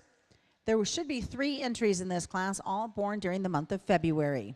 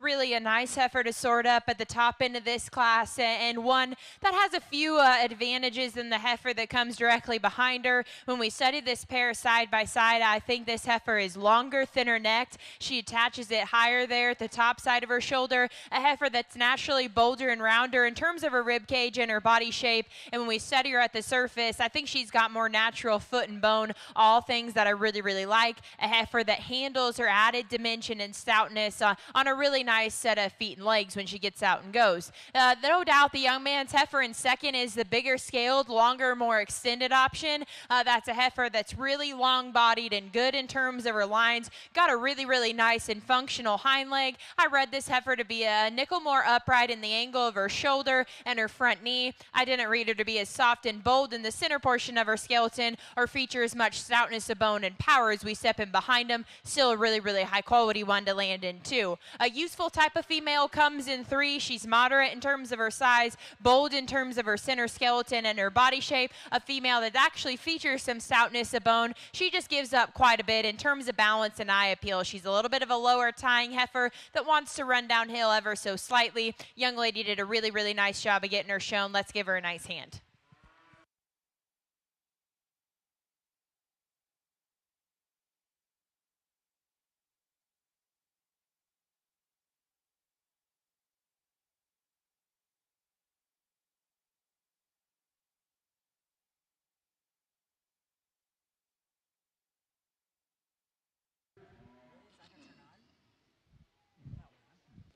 Here's the results now out of Class 13. First will go to Kaylin Rislin. Second is to Lannon Pasek. And third is to Faith Perry. Bring them in now for your selection of your champion polled prospect heifer.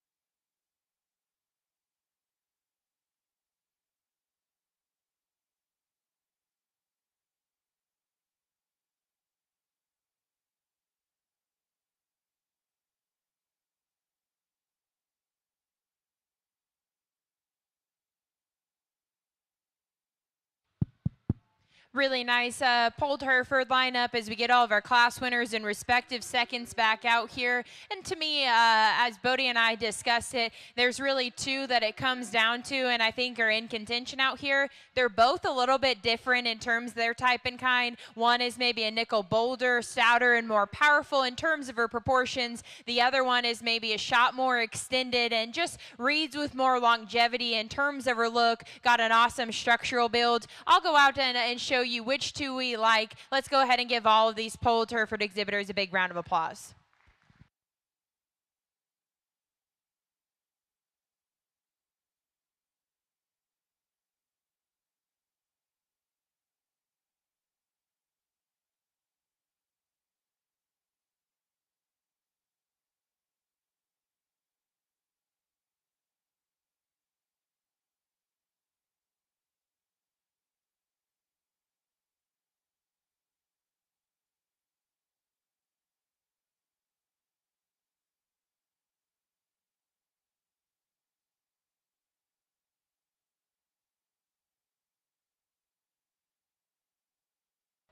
And our congratulations for your champion polled Hereford, exhibited by Kaylin Riesland. Reserve will go to Graydon Forbes.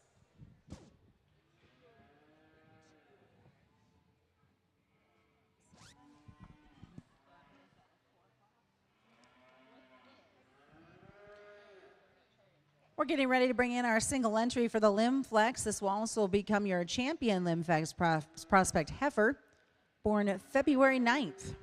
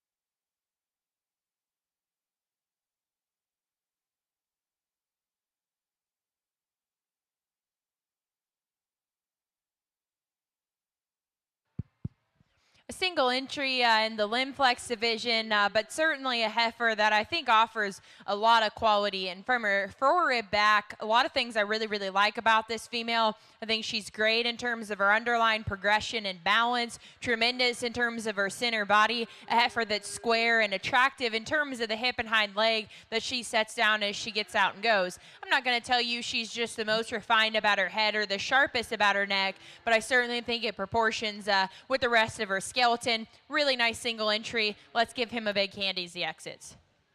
And congratulations, your champion out of the limb flex will be to Evan Blank. Moving on now will be our main Anjou. This will be a single class with 4 entries, born in April and May of this year.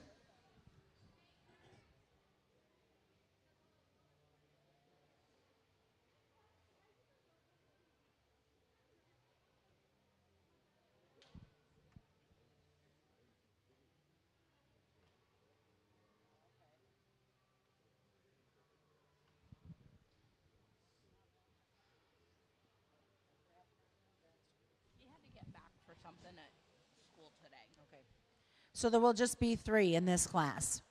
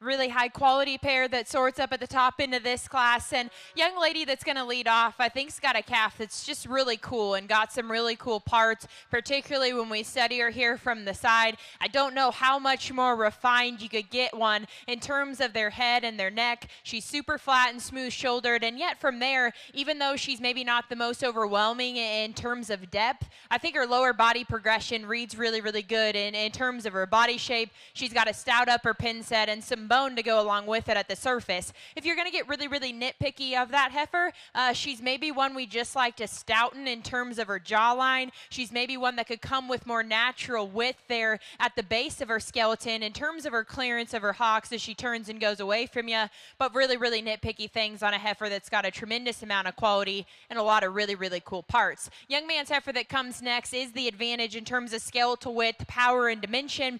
Either end, I think this heifer is just square and wider out of her front end. She comes back a nickel bolder and softer there in the center portion of her skeleton. Still one that can give you a good look from the side when standing still. Set her into motion, and for us, this is where she comes in a few more pieces. She's more upright in the angle of her shoulder, gets tighter in her spine, and wants to drop in her loin ever so slightly. Young man's heifer that rounds out the class is a hairy, highly presented one. She's got some stoutness and power as we get in behind her and is really good in terms of her rib cage. Still really attractive up front. This one, again, probably just runs into the most challenge from a structural perspective. She's just too tight right there in the center portion of her spine. We need to make her more attractive in the way she utilizes her hind leg.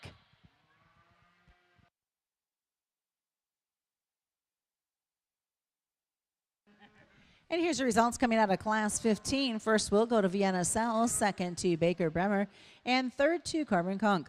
We look at Vienna being your champion main, and Baker will be your reserve champion. We will have a single entry coming in the main Angus Prospect Heifer, March 15th.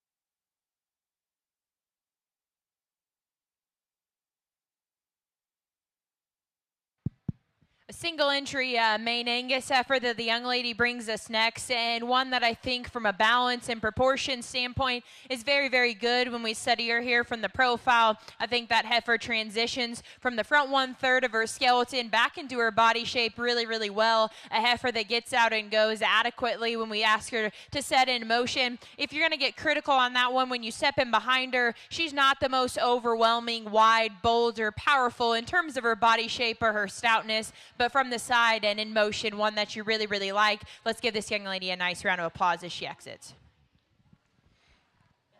And congratulations out of Class 16, your champion main Angus prospect heifer exhibited by Logan Barta. Moving on now to our maintainers. There will be 3 total classes. This first class, born during the month of April.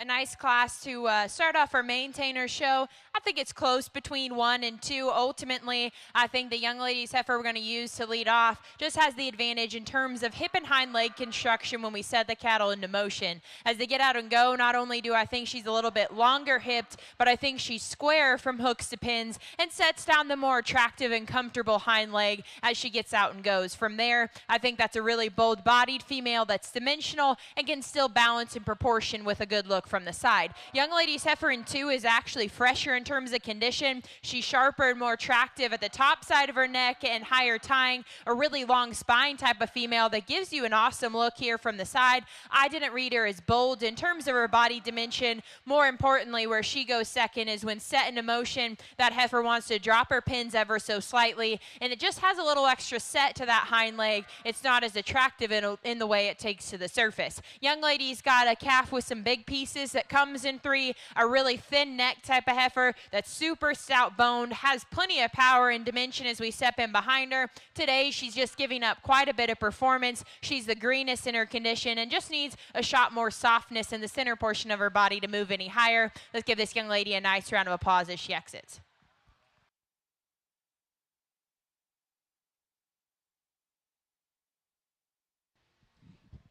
Here's your results now out of Class 17 in our maintainers. First, we'll go to Jenna Peterson. Second to Haley Peterson. And third goes to Addison Rist.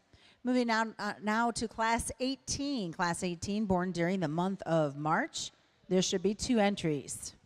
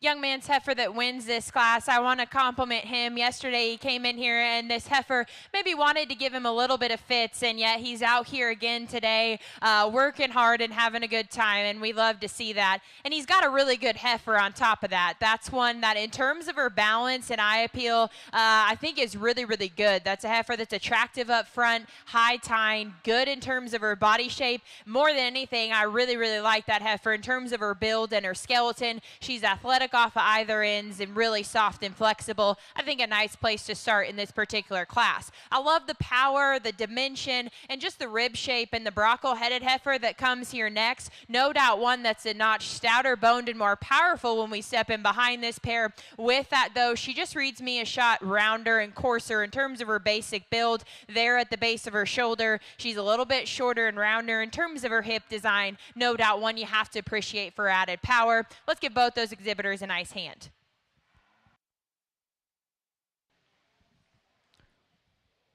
Congratulations to Avery Horton, winner of Class 18.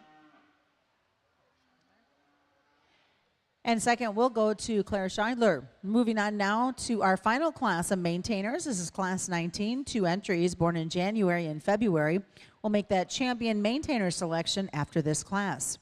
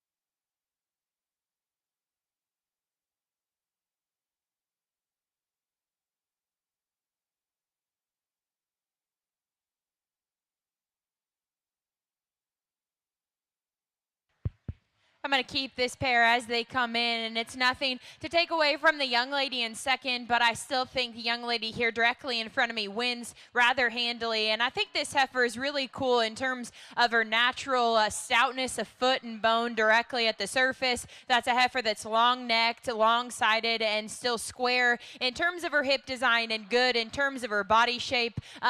Within this particular pair, I just think she has the advantage in terms of eye appeal and balance. If I'm going to change that heifer ever so slightly, she gets a little bit awkward in the way she utilizes that rear hock in her hind leg. I don't know if she's just got a little extra set or maybe just wants to set down on the front of her toes, but she's just not the most comfortable in the way she utilizes it. That's the place I'd nitpick on her and want to change her. Still a lot of good in the young lady's heifer, though, that comes in two. A heifer that's naturally really, really bold-bodied and dimensional, stout and powerful as we step in behind her. To me, from a structural perspective, that's where I sort her into two. I think she's more upright in the angle of her shoulder. She's maybe not as relaxed in the way she utilizes that spine or as comfortable in terms of her hind leg, but I really, really like her power and added dimension. She's giving the young lady fits, but she's doing a good job of hanging with her. Let's give her a nice round of applause.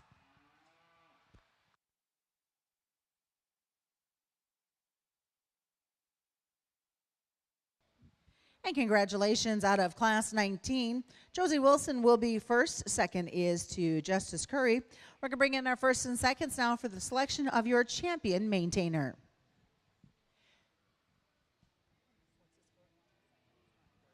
And I'm supposed to pass along, Nebraska won the second match, and they're starting the third set.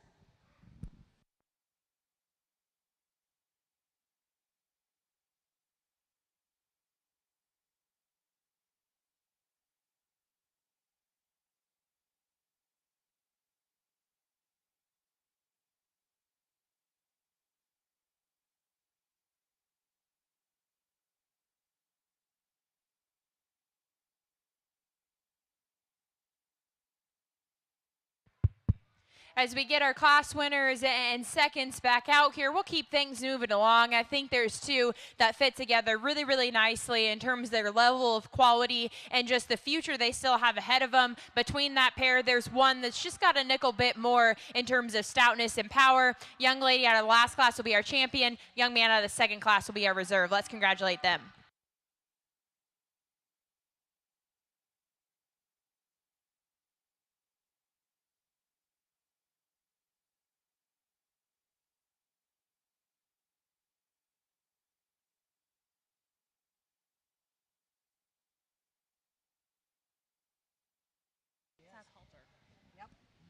And congratulations, your champion maintainer, exhibited by Josie Wilson, and reserve is Avery Horton. As we move on now to our Shorthorn prospects, their first class is class 20, a single entry, and born May 18th.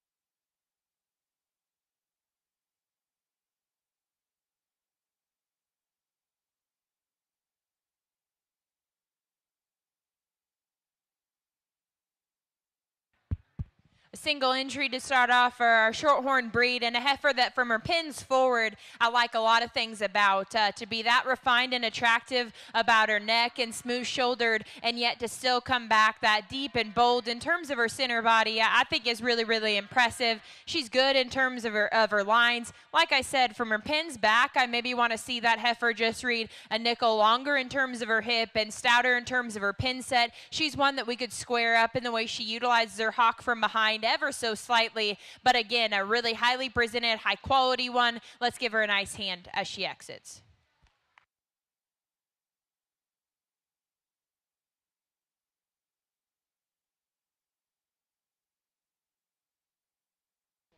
And congratulations out of class 20 to Caitlin Bruss. Moving on now to our Shorthorn prospect heifer class number 21. This will be our final class, born in January and February.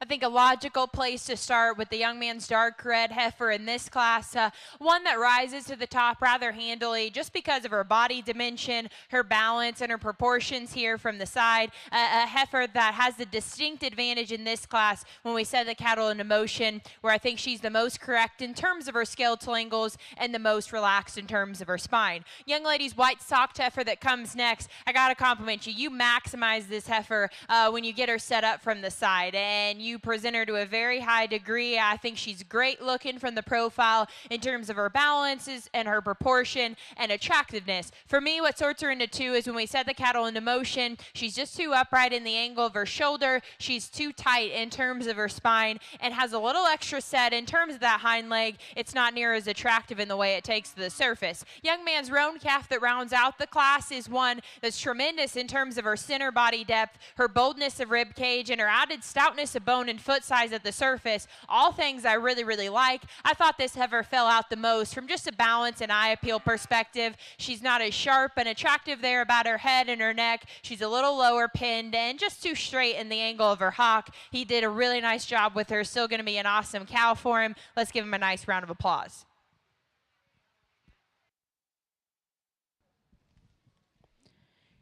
And now your results coming out of Class 21 as we bring them back in for the selection of your champion Shorthorn prospect.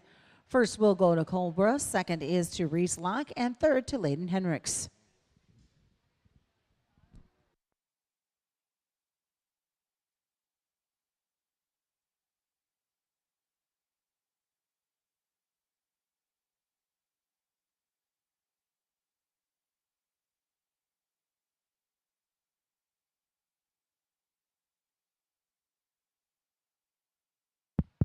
A smaller shorthorn breed drive, but a lot of quality that comes back out, and nothing to take away from the young lady. That was second, but it's definitely between our two class winners, two really hairy, highly presented females that come back out. Between the two of them, I just read more maternal quality and cow feature in the young man's dark red heifer. He'll be our champion. Young lady's white calf will be reserved.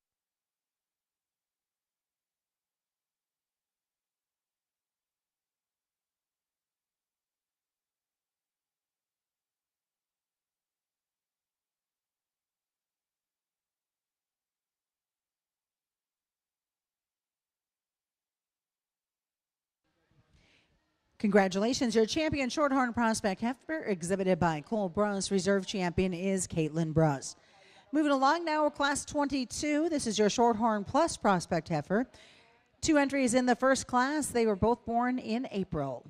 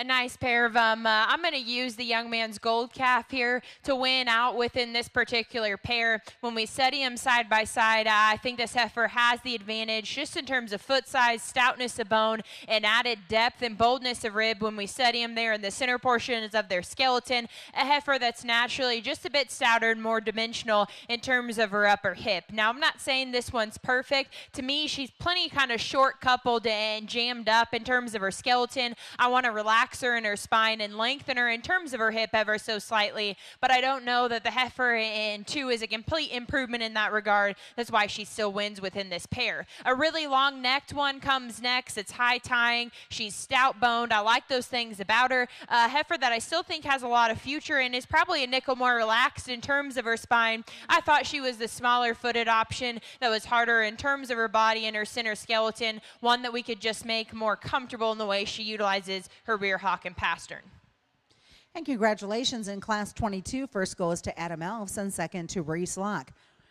A single entry coming in Class 23 for our Shorthorn Plus. This heifer was born the 20th of February.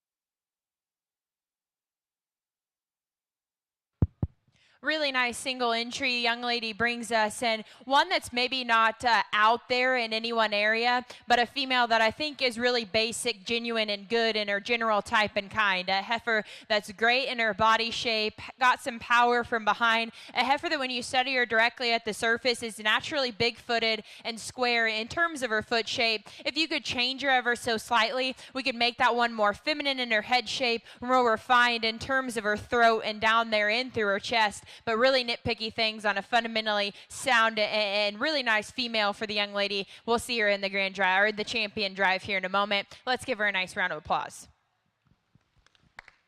And congratulations to Claire Crystal. Now for the selection of your champion Shorthorn Plus Prospect heifer.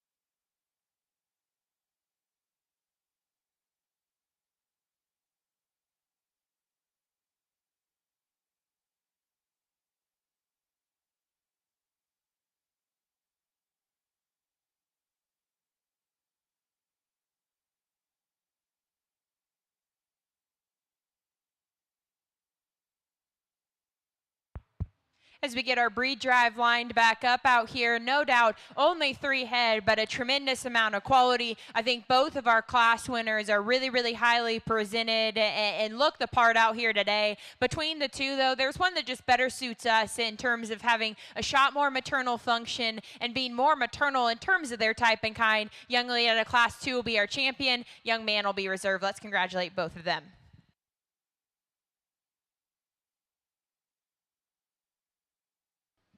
And congratulations to Claire Crystal coming out of class number 23, and then Adam Elfs will be your reserve out of class 22.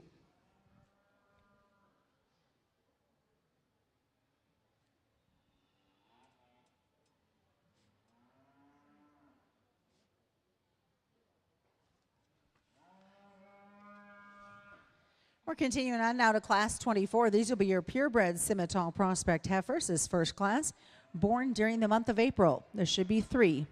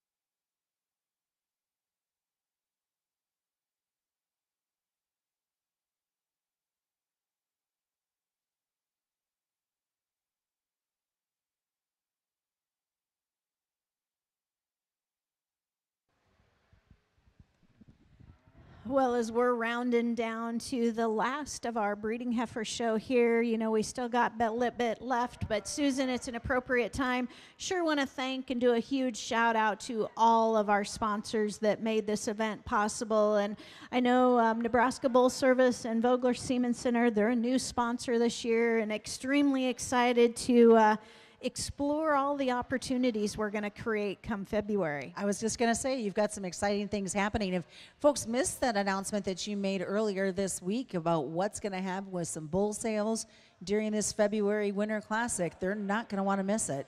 Not at all. You know, on Wednesday and Thursday during that traditional week, you'll want to make sure you're paying attention.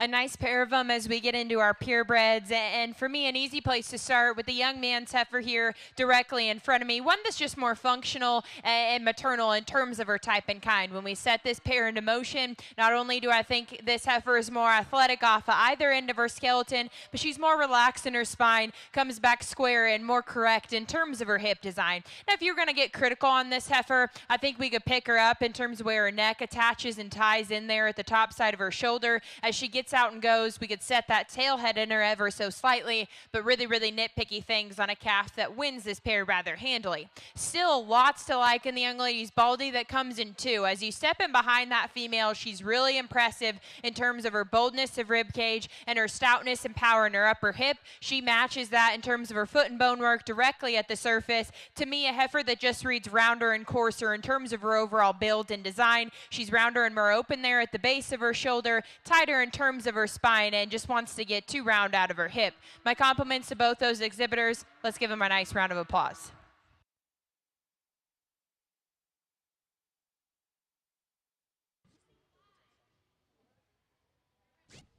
And congratulations out of Class 24. First will go to Luke Katz, and second is to Jaylee Haggerty.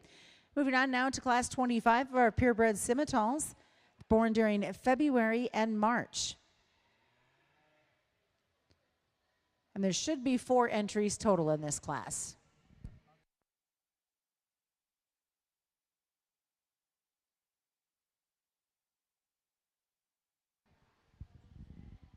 We'll continue down the line there, Susan. And again, you know, you can't miss Landmarks display here, and they're hard to miss. Look forward to working with them come February. And of course, CPI's been ringside.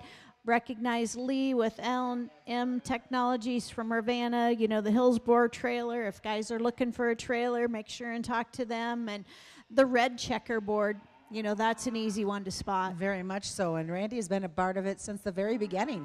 He has. He hasn't missed one event in all 33. He's all signed up for year 34, and I haven't seen Randy around this morning, but I'm sure he'll be back here this afternoon sometime, and appreciate all he has to give. And I know he works with all of his dealers. You know, he told us that this was the very first event he had when he came to Nebraska for Purina. Yep, and we won't hold it against him. I think he came here from Iowa, but I think we've got him converted to a Husker fan.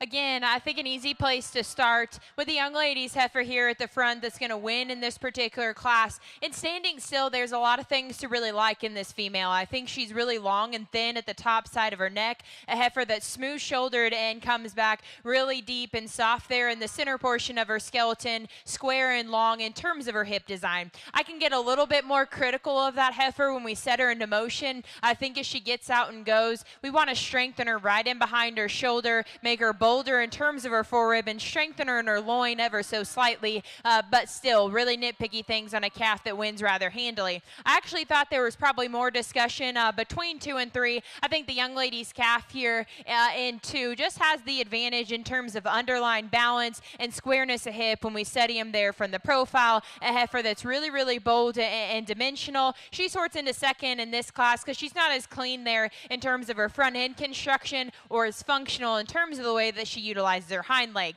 A really cowy one comes next, super soft in the center portion of her skeleton, ultra powerful as we step in behind them. This heifer just gets outclassed from the side. She's plainer at the top side of her neck. She's got more throat there and more chest at the bottom side of her skeleton. She too is one we could just square up and make more attractive in the way she utilizes her hind leg. Round out the class with a really fresh-haired, highly presented heifer that's great in terms of her lines. She's as honest in terms of her condition when we study her here today. With that, though, she's giving up the most just in terms of body density, power, and added stoutness. Give that one more time on feet, and I think she easily pushes higher within this particular class.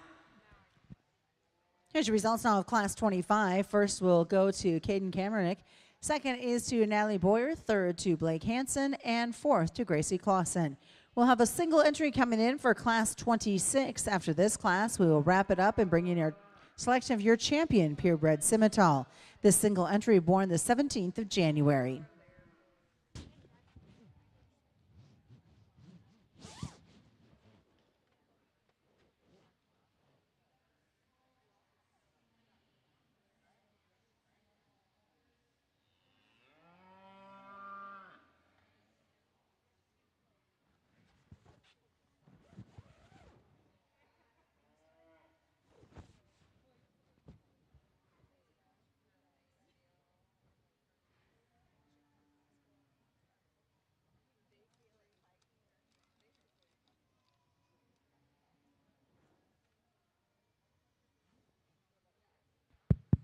A single entry, but one that does a lot of things right, and we find a ton of favor in. A heifer that's great in terms of her proportions and the way that everything balances here from the profile. You ask that one to get out and go, and I think she's athletic out of her front skeleton and flexible in terms of her spine and her hip and hind leg design. If we're going to get critical and change that one anywhere, we maybe just question her from her body shape standpoint. She's not just the boldest and deepest in terms of her rib cage, but again, a heifer outside of that does so many things right, and we like a lot of things about. We'll see her in our champion drive here in a moment. And congratulations to Adam Elfs. Now bringing in our first and seconds for the selection of your champion purebred Simmental prospect.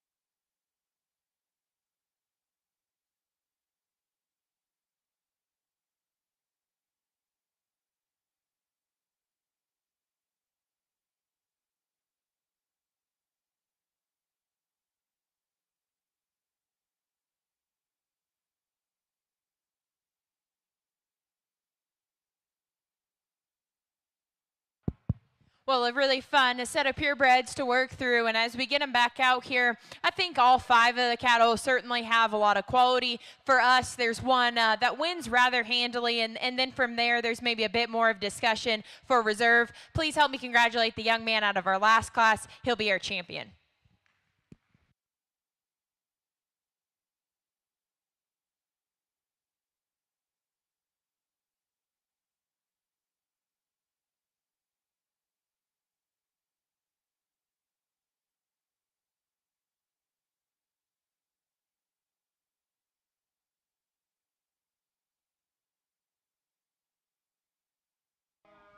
And congratulations, your champion purebred Simmental prospect exhibited by Adam Elfs. Reserve champion is to Luke Katz. As we move on now, it's time for our percentage Simmental Prospect Heifer. Class 27 will have 2 entries, born in April and May.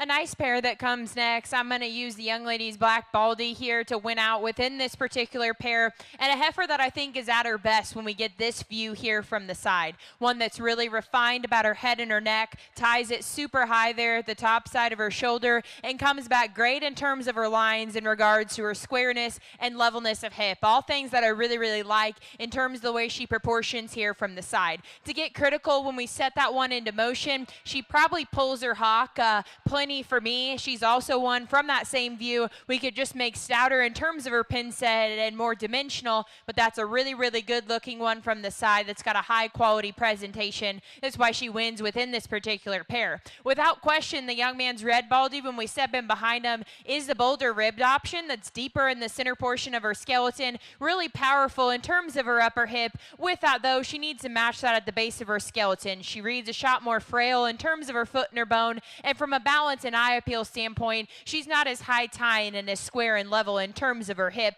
No doubt still going to be a tremendous brood cow for the young man. Let's put our hands together for him. Congratulations in Class 27. First and second will go to Gracie Clausen. Hey, Gracie, you might want to come back and help him. I don't think that heifer likes you very much.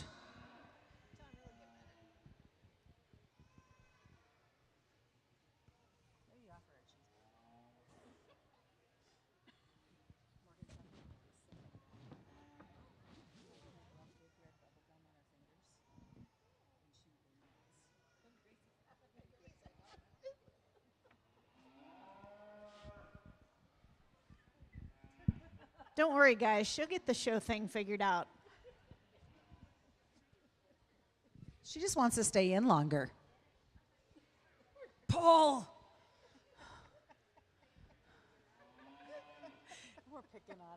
We don't mean to pick on you. Now watch. It's just we can all feel your pain. We totally understand. You know, it's first time at the show for most 99% of these calves. So in all honesty, Susan, we've been talking about they've all been doing pretty good. We haven't had any runaways yet, knock on wood. So thanks everybody for being patient here and appreciate that young lady and her brother. All right, now we're ready for class 28 at the percentage scimitar. There should be 6 in this class, all born during the month of March.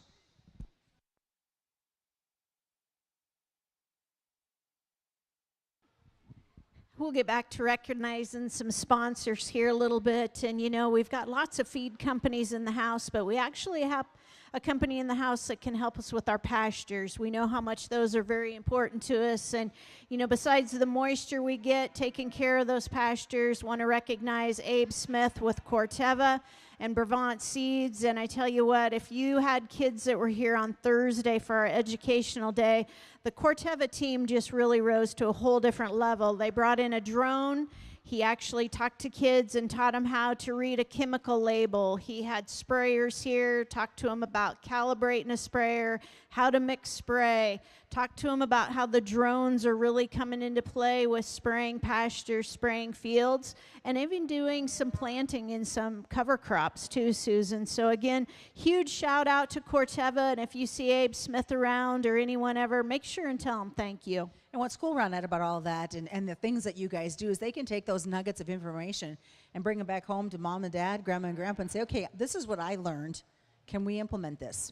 Absolutely. We all know technology, you know, is changing rapidly. And I tell you what, 30 years ago, we wouldn't have been watching Husker volleyball during the calf show, that's for sure. Yeah, no kidding. And to let you know, they swept all 3.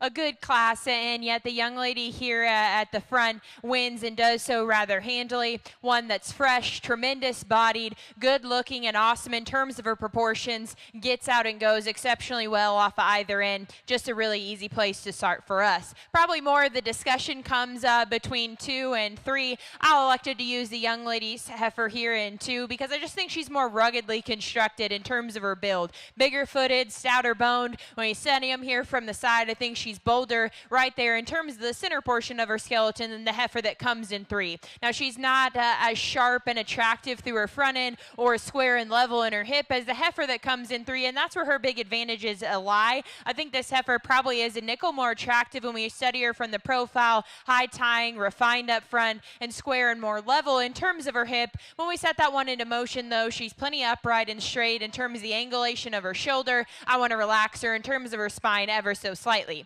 Young man's calf that comes next, one that's really trendy in terms of her bone and her stoutness when we step in behind her, a female that's bold-bodied, just reads kind of shorter and quicker everywhere. She's shorter necked, maybe rounder and more open there at the base of her shoulder, and just gets shorter and rounder in terms of her hip design. Heifer that comes next, really, really stout bone, long and refined up front. We need to change this one from a structural perspective. Relax her in the angle of her shoulder, relax her in her spine, and just give her a shot more depth and softness there in the center portion of her body. No doubt all those things can be found in the heifer that comes next. This one is the structural improvement in terms of her flexibility off of both ends. She's deeper and softer in the center portion of her skeleton, just forfeits too much added look to move any higher. She's plainer there about her front end. I'd like to stouten her up in terms of her bones at the ground. Let's give her a nice round of applause as she exits the ring.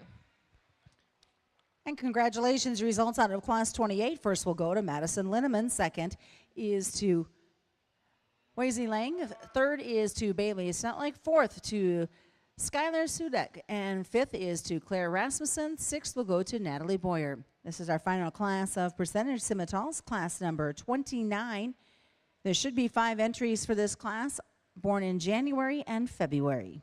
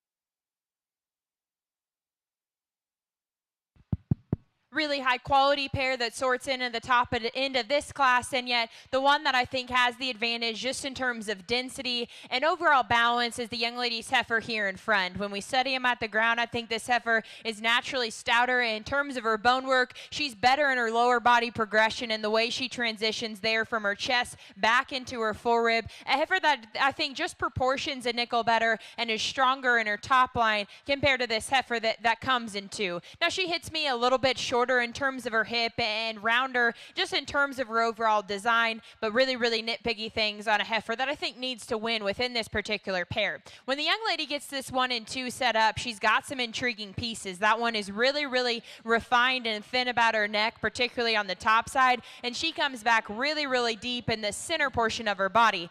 To me, that just doesn't all blend together perfect today, and it's probably more days on feed, get that heifer a little chubbier, but today she doesn't transition perfect from her shoulder back into her forerib. She's probably not just as attractive in terms of her hip and hind leg construction as she gets out and goes. Still a heifer that has a tremendous amount of quality, and that's why she stays in 2. A super practical cowie one comes next. This one is moderate, great bodied and powerful as we get in behind her. Just doesn't have the same added intangibles of look and eye appeal there from the side. She's plainer about her head and neck. Maybe one that we'd like to just freshen up ever so slightly in terms of her condition today. Young young man's red heifer that comes next, really long-necked, long-sided, and extended when we study her from the profile. And for that added length, she's plenty bold in terms of a rib cage. A heifer we need to see come with a shot more stoutness of bone to balance and proportion and nickel better. She's got some extra set to her hind leg, and it doesn't read as attractive as they get out and go. Standing still, there's lots to like in the young lady's hairy heifer that rounds out this class, one that balances in proportions well. She's good-bodied and has some power as we get in behind them. When we set them into motion, this one just runs into the most issues from a skeletal perspective. She's too upright for me in the angle of her shoulder and her knee. We could relax her in her spine and her hind leg ever so slightly. My compliments to all those exhibitors. Ringside, let's put our hands together and give them a nice round of applause. And congratulations to Class 29. First will go to Delaney Figge. Second is to Avi Kraus. Third to Ava Brown. Fourth is to Nicholas Rohr. And fifth to Casey Deathlips. Bring them back in for your selection of your champion percentage Simmental Prospect Heifer.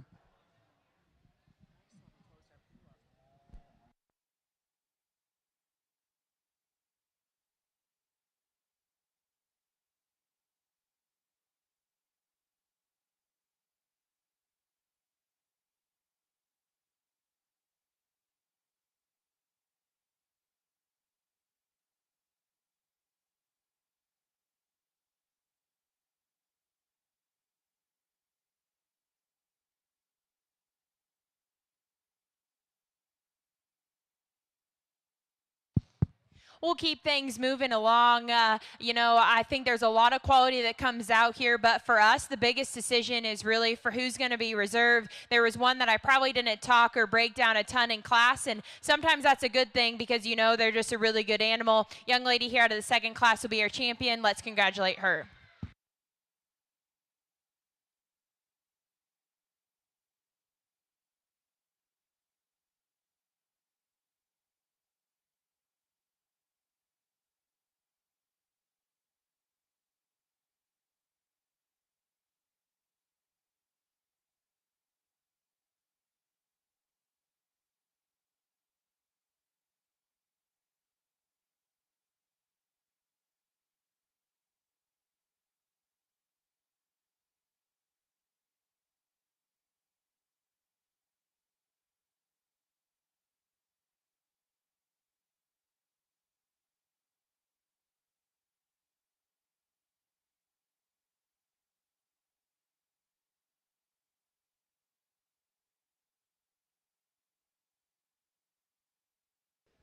And congratulations, your champion percentage Simmental Prospect Heifer, exhibited by Madison Linneman. Reserve champion goes to Delaney Figge. Moving on now to Class 30. This is our AOB, a single class with 2 entries born in February and in April.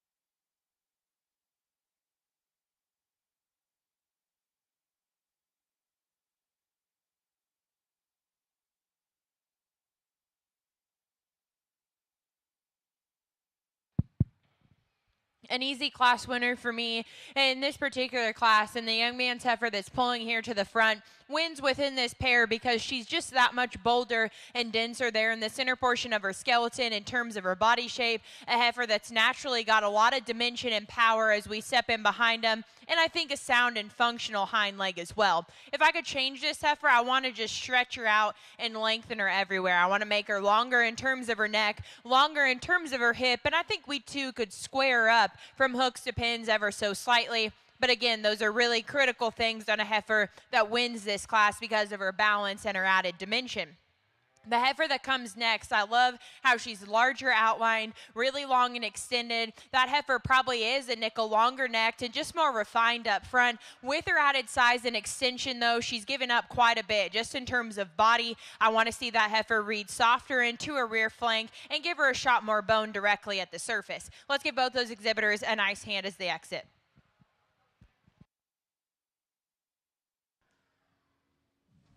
And congratulations out of your AOB class. Your champion will be AJ Prospiskal, and reserve champion will be Grady Moody. Moving on now to our commercials. This will be a single entry for class 31, born the 29th of May.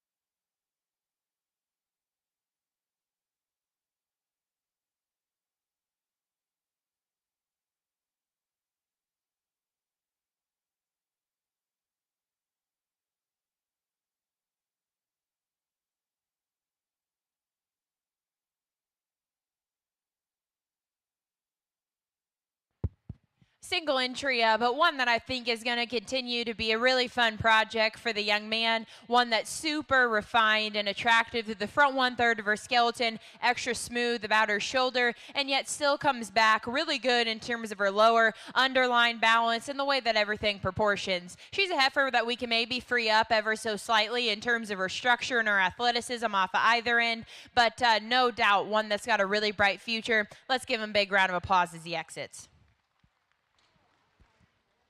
Congratulations to Corbin Kunk winning the Class 31. Class 32 will have 7 entries, all born during the month of April.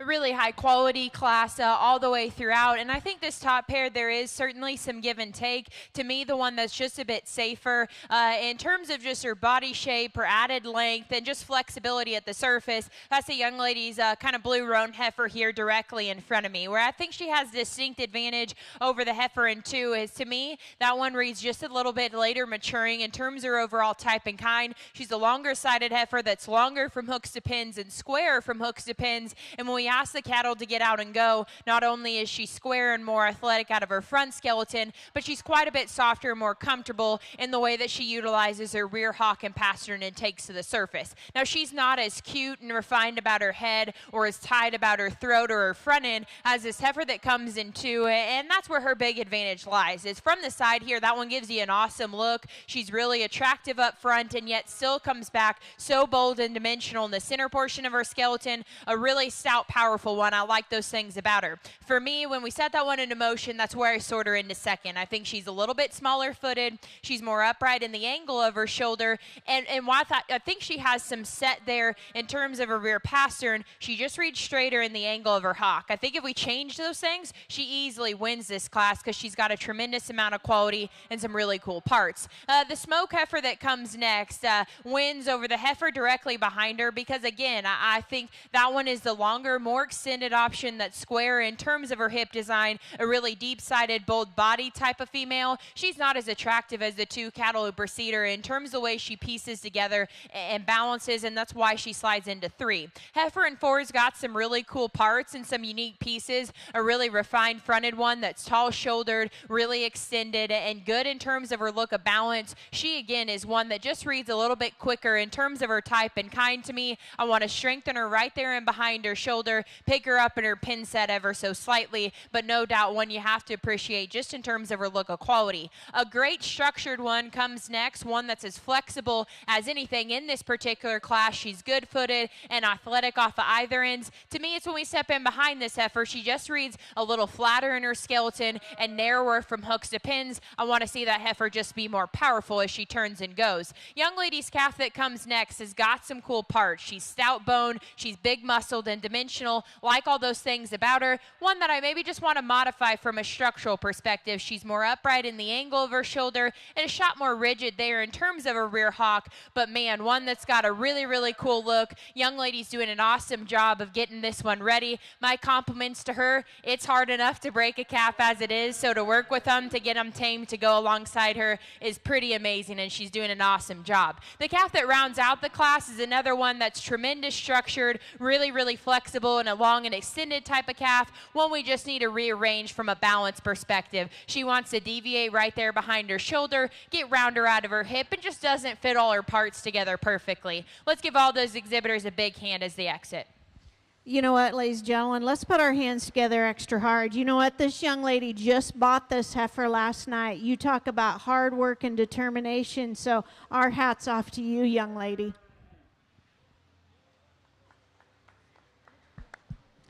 And congratulations out of class 32. First will go to Caden Cameronwick. Second is to Kimber Hopkins. Third will be to Tanner Hansen. Fourth to Morgan Clement. Fifth to Camden Fadig. Sixth will go to Haley Victor. Good job today, Haley. And seventh to Sydney Jenkins. We're moving on now to our next class of commercial prospect heifers. This is class number 33 that'll be entering the ring. There'll be a total of 5 entries for this class, all born during the month of March.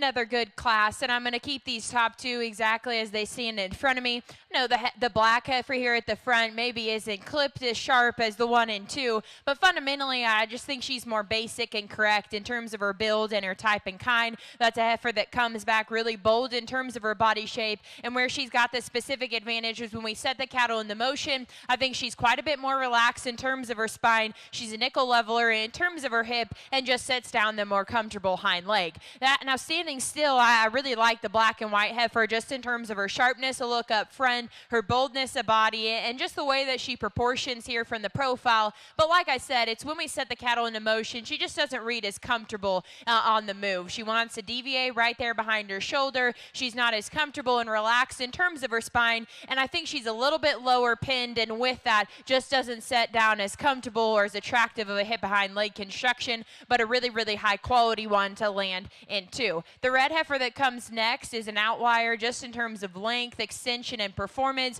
She's really stout boned when we set her at the surface. I'd like to see this heifer just read softer in the center portion of her skeleton in terms of her body. She's one that we could just free up off of either end of her skeleton, make her a nickel more flexible. The gold heifer that comes out next is one that I really, really like in terms of her boldness of body, her added dimension from behind. That's one that's got some stoutness of bone and a really kind of fresh-haired, highly presented one. When she stops, she just, to me, comes in a few more pieces. I want to change her in the way she transitions from her chest back there into her rear flank, square up in terms of her hip ever so slightly. Super functional heifer rounds out the class, one that's really long and extended, a high-performing type of female that's as sound structured as any, just gives up too much body mass and performance to move any higher. Still going to make a tremendous replacement in cow for that young lady. Let's give her a nice hand.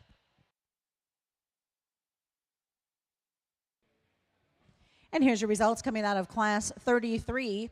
First will go to Keaton Fadig, second to Brock Cushing, third is to Addison Ryan, fourth Skylar Sudek, fifth is to Becca Sheets. Our next class is class 34 of our commercial prospect heifers, all born during the month of February.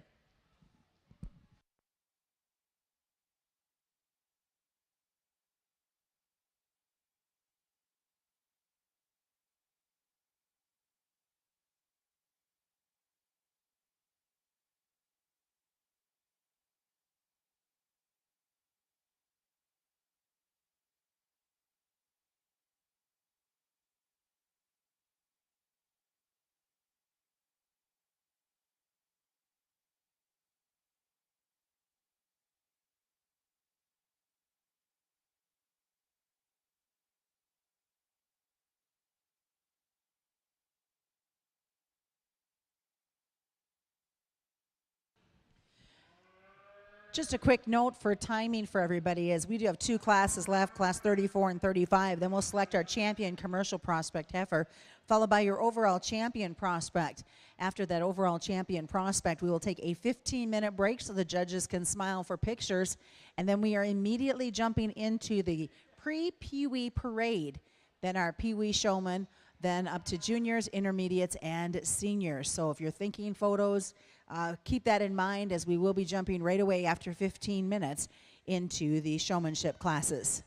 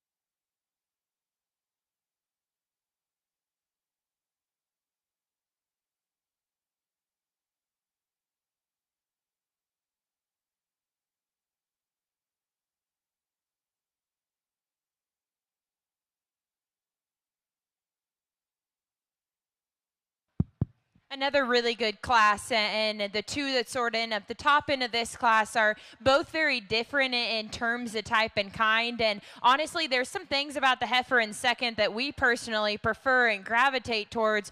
But I just think we have to use this heifer today because she's so overwhelming in terms of body and dimension within this particular class, and does so while still having the advantage in terms of the way that she utilizes her hip and her hind leg when we set into motion. When we study this pair side by side, this heifer is quite a bit deeper there in the center portion of her skeleton. She's quite a bit just more powerful from front or behind, regardless of what view you get. And like I said, she does so while getting out and going on a more flexible hind leg as she navigates the ring. Now, she's not perfect. I want to change that one just in terms of her head shape. We could tuck her up in her chest ever so slightly and lay her back in terms of her front knee. And certainly those are places that I'd like to change her, but as I mentioned, she's just so overwhelming today and still probably one of the sounder structured calves in the class, and that's why she wins. As I mentioned, there's things about the young ladies heifer in two that we prefer. This one's quite a bit more genuine in my opinion in terms of just her freshness up front, her smoothness, her body shape just reads more correct and genuine as well, and she's really square and level in terms of her hip design. With that though, she's not near as deep and soft, and as we ask that one to get out and go, I want to change her in terms of the way that she handles that hind leg. She's got a little extra set and then wants to knuckle up on her rear ankle ever so slightly. If we change that about her, she wins that class rather handily for us. A heifer that still has a lot of value comes in three, a bold-bodied one that's really dimensional. For us, she slides into three because she comes in a few more pieces. She's a little bit plainer there in terms of her head and her jaw. She wants to deviate right there and behind her shoulder and just get a nickel rounder out of her hip, and consequently just falls out from a balance perspective. No doubt still a really practical one to land in three. The heifer that comes out next is actually longer necks, sharper and fresher in terms of her overall condition, a really long-sided female that's good in her lines. I want to lay her back in the angle of her shoulder and her front knee, just make her more comfortable as she gets out and goes, and give her a shot more softness there in terms of her rear flank. Super practical type of heifer comes out next that's moderate in her frame size, bold-bodied, going to be a tremendous cow prospect for the young lady. For the show ring, though, she probably just needs a little extra shot of stoutness of bone and added look from the side to move any higher. Here's the results now coming out of Class 34. First will go to Colton Croker. Second to J.C. Schmidt. Third is to Reese Horton. Fourth to Jovi Sutlake. And fifth to Becca Sheets. Single entry in our final class of commercial prospect heifers. This is class number 35, born the 20th of January. After this, we'll make the selection of your champion commercial and reserve champion prospect heifer, immediately followed by our overall champion. Do quick note, there will be a 15-minute break after the overall champion has been selected for photos with the judge. We will then, at 15 minutes, run into starting the pre-Peewee parade. And then we'll have our Peewee showman, followed by our intermediates, juniors, and seniors.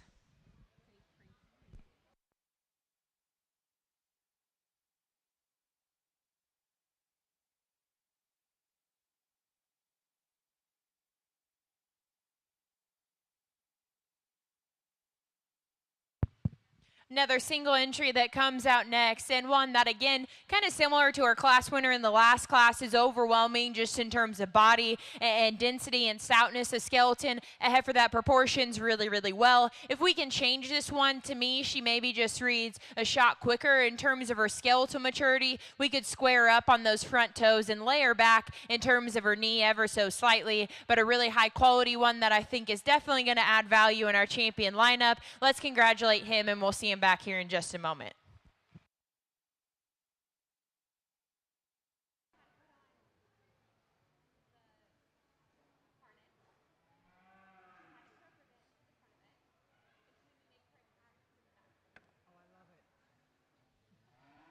Congratulations, Class 35 will go to Garrett Schultz.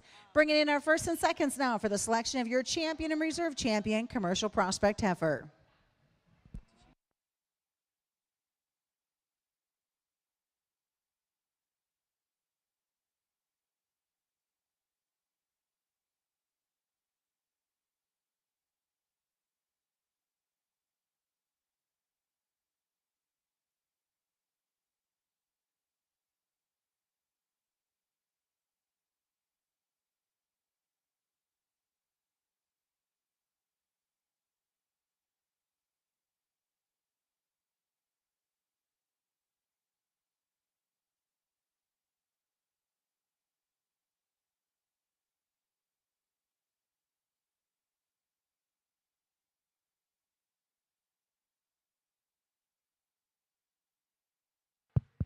Well, as we line up our last breed for the day before we get into our grand drive, certainly a tremendous amount of quality that comes back out here. I think all 5 of our class winners out here offer a lot of good things. For us, as we get them back out here side by side, though, there's 2 that came out of probably our most competitive class. I think both a little different in terms of type and kind, but both offer a lot of good in their own right. The 2 cattle here out of class 4 are going to stay together. Let's congratulate both of them.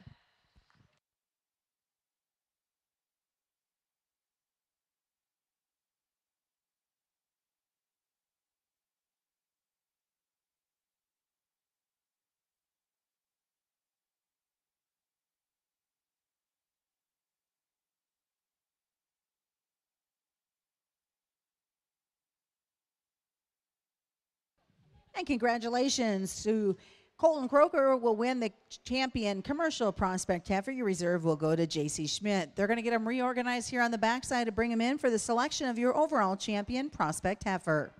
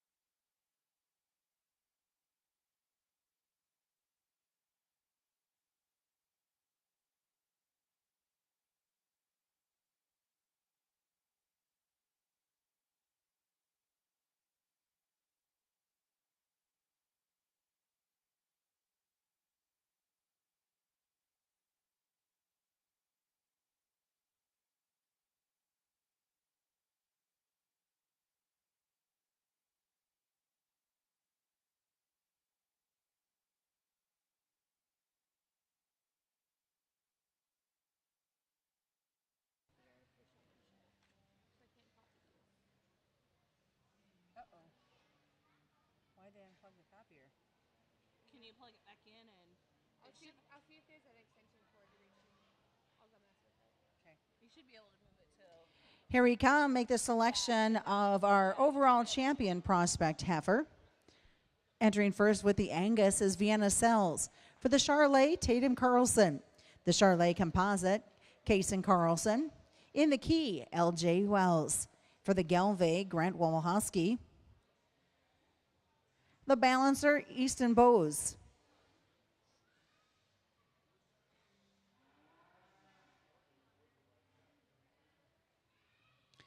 Miniature Hereford is Berkeley Went.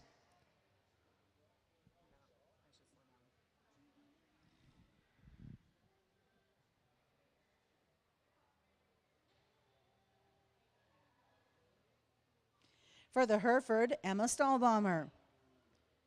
Our polled Hereford exhibited by Kaylin Riesland. The Limb Flex is Evan Blank.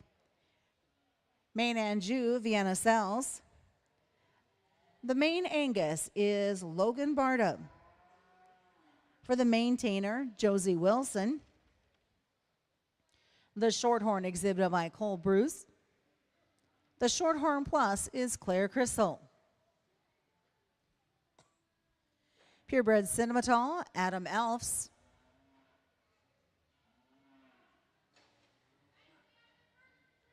The Percentage Cinematol, Madison Linneman. AOB is AJ Pospiskal, and the commercial will be Colton Croker. Ladies and gentlemen, this is your grand champions from each of the divisions coming in for the selection of our overall champion prospect heifer.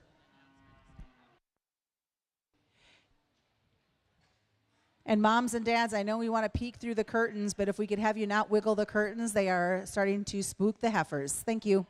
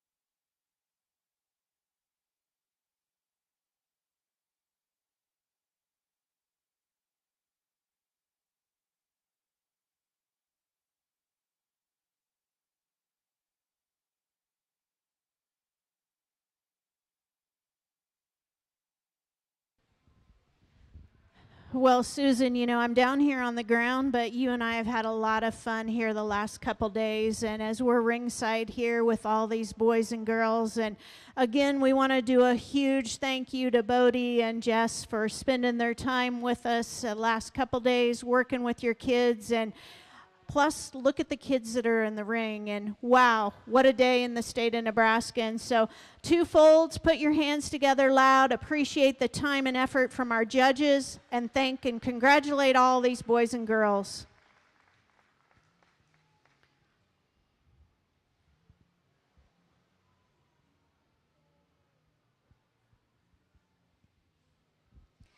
Again, we want to do also a thank you to the Classic Board of Directors and all of the girls on the team that have spent a lot of time here the last week, whether it's setting up, running our contests, putting all of this together. A huge thank you to them. So if you see any of the Classic Board members around, Jeremy's been in the ring. I know several of them have been in the stands at their booths around. Make sure and tell them thank you, as well as these girls that have been working with the kids. And they make it truly takes a team to do anything like this. And from my standpoint, I think we've got one of the best teams there are. So a huge thank you to all of you.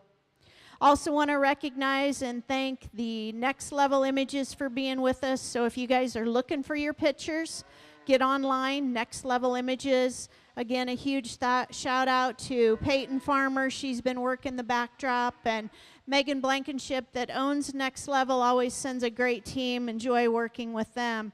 Look forward to working with them again in February.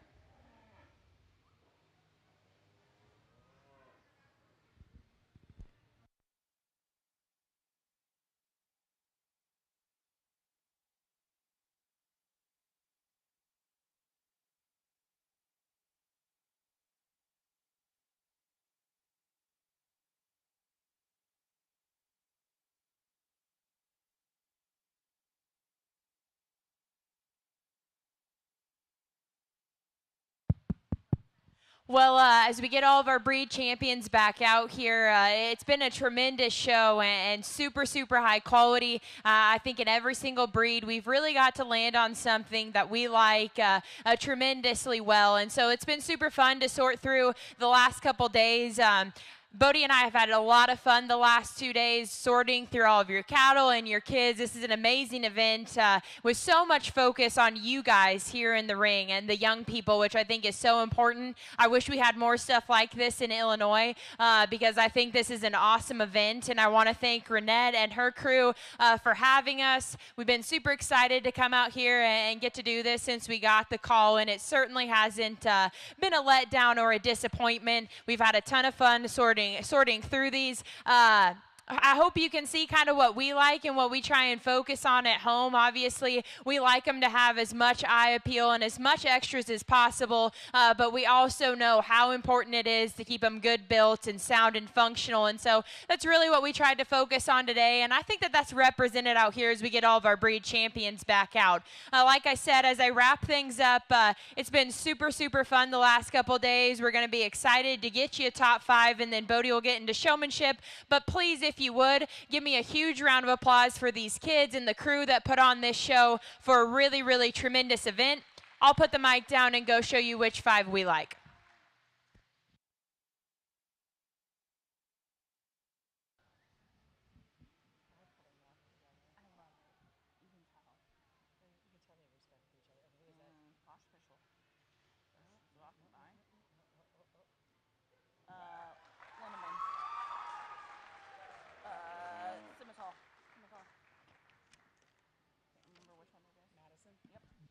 Congratulations to Madison Linneman from the Percentage Scimitar, will be your overall champion.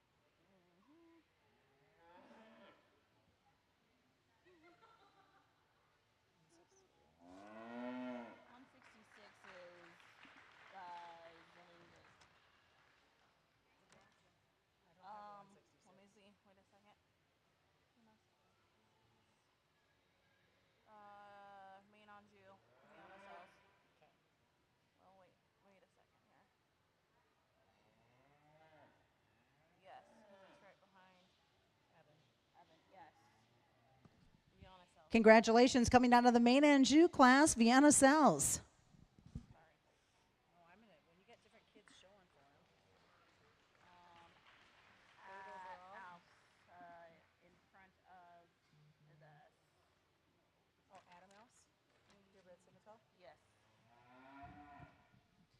Your 3rd overall will be exhibited out of the purebred Scimitar class, and Adam Elfs.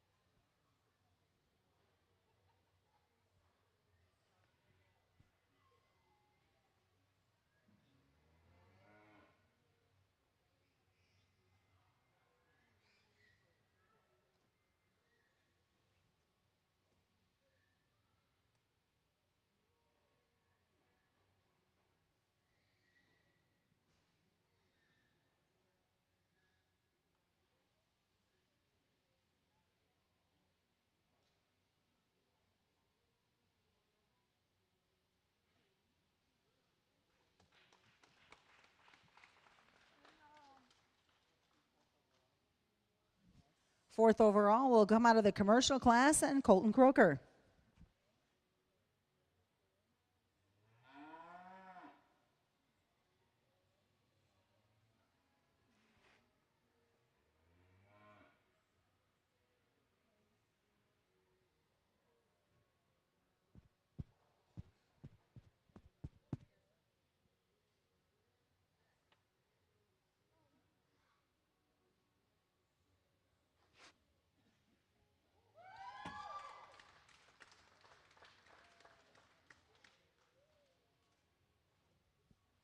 And our fifth overall prospect heifer will go to Easton Bowes. Congratulations to all. 15-minute break.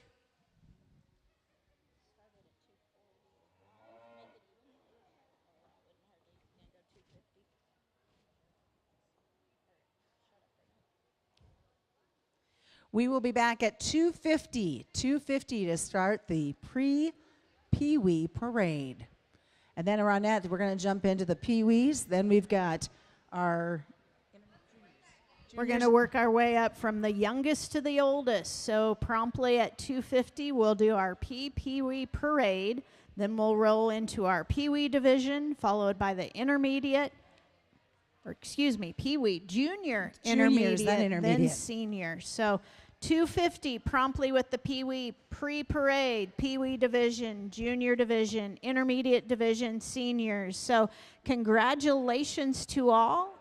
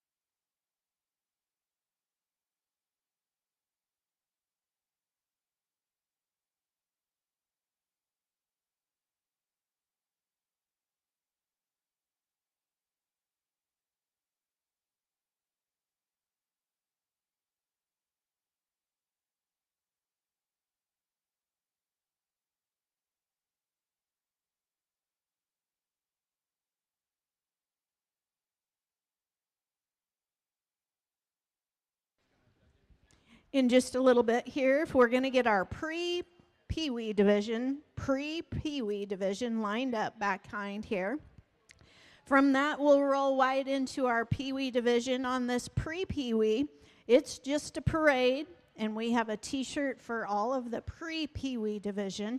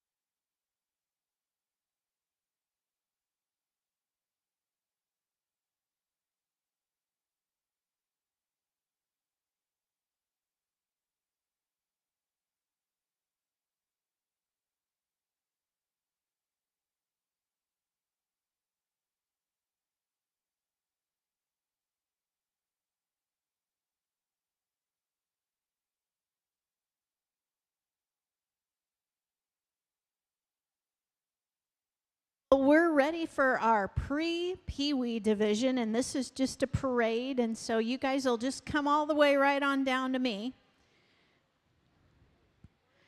So we got a young lady leading the pack here, so Miss Etta, just come all the way right down to me.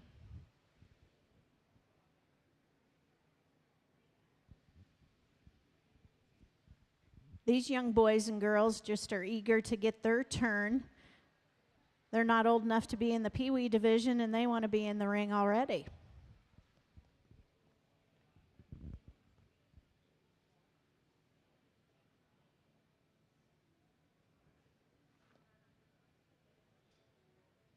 Come to me, Etta. Etta, come to me. Come to me, honey. Come all the way over here to me.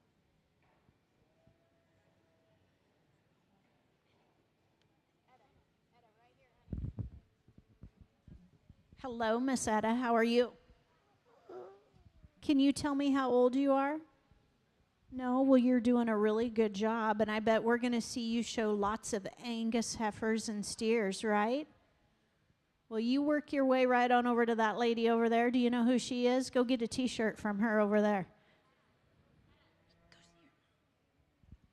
Good job. Hi, guys. Hi. How are you? Good. Good. Can you tell me your name and how old you are?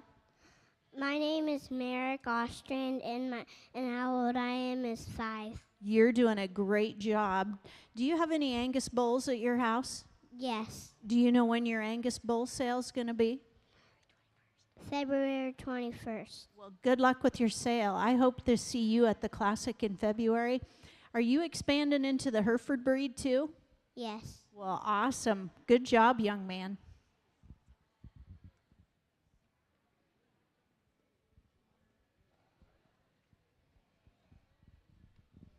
How are you today? Good. Good. Why don't you give us your name and where you're from? Knox. Where are you from, Knox? Axtell. Axtell. How old are you? 8. 8. Do you got a couple sisters that like to keep you in line? Yeah. Yeah. Well, good job. We'll look forward to seeing you soon showing in the Classic Junior show. Thank you. Well, hello, miss. How are you? Good. Good. Tell us your name and where you're from. Rylan. Where are you from, Rylan? Hildreth. Hildreth. Can you tell me what the name of your heifer is? DG. And have you been helping work with this heifer? No. No, you know what? She's done pretty good this weekend. You might want to get involved and try and help, don't you think? What breed do you want to show when you're old enough? I don't know. You haven't decided? Oh, are you going to start showing maybe some Herefords? Yeah. Well, good. You're doing a good job, Rylan. Go on over there and get a T-shirt.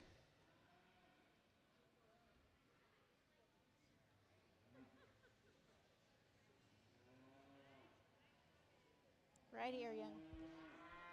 Hello, sir. Hi. Give me your name. Brecken.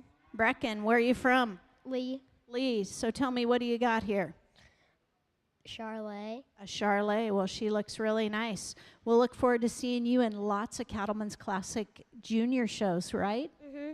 Good job. Work your way on over there, and she has a T-shirt for you. Let's put our hands together and thank all these young boys and girls for being in the ring.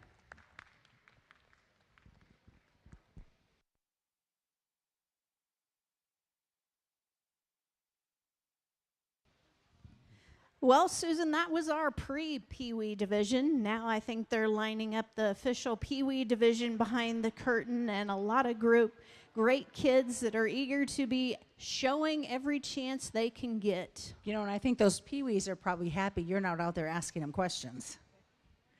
Some adorable pre-Pee-wees, and thanks, of course, to our T-shirt sponsor as well, Ronette. That's something new that you guys have added, and I've seen. Yeah, I know the folks at Allied Nutrition, but something new for you guys to have those T-shirts and seeing lots of kids wearing them around the show ring outside the rings when they're working their cattle. Some beautiful shirts. So thanks for the folks at Allied Nutrition.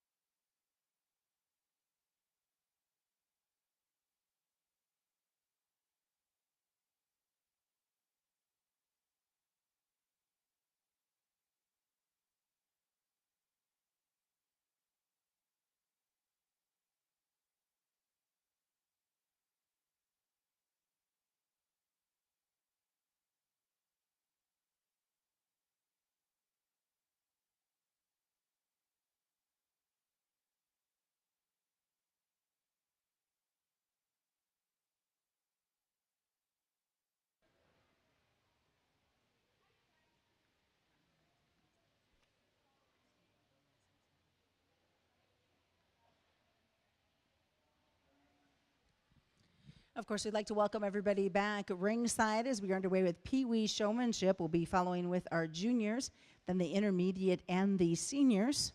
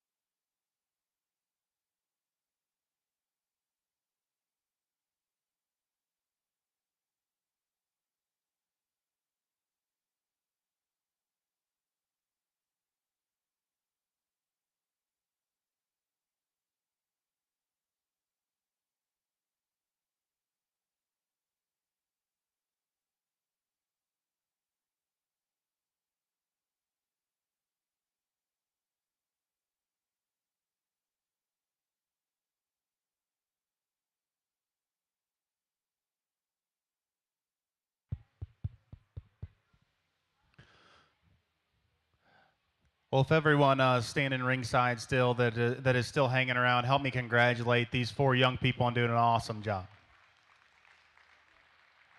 Went through and talked to them all. They all said that they had an amazing time this weekend at the Classic.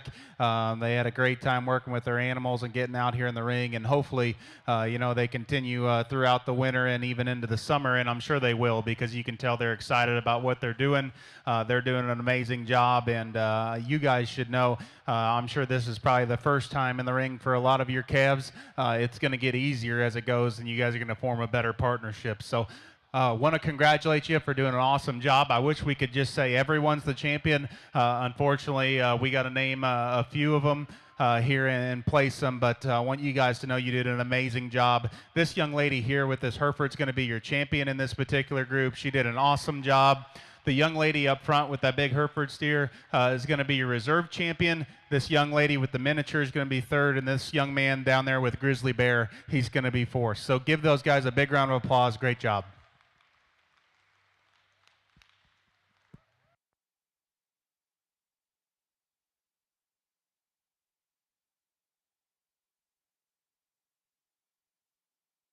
And here's the results of the Pee Wee Showman.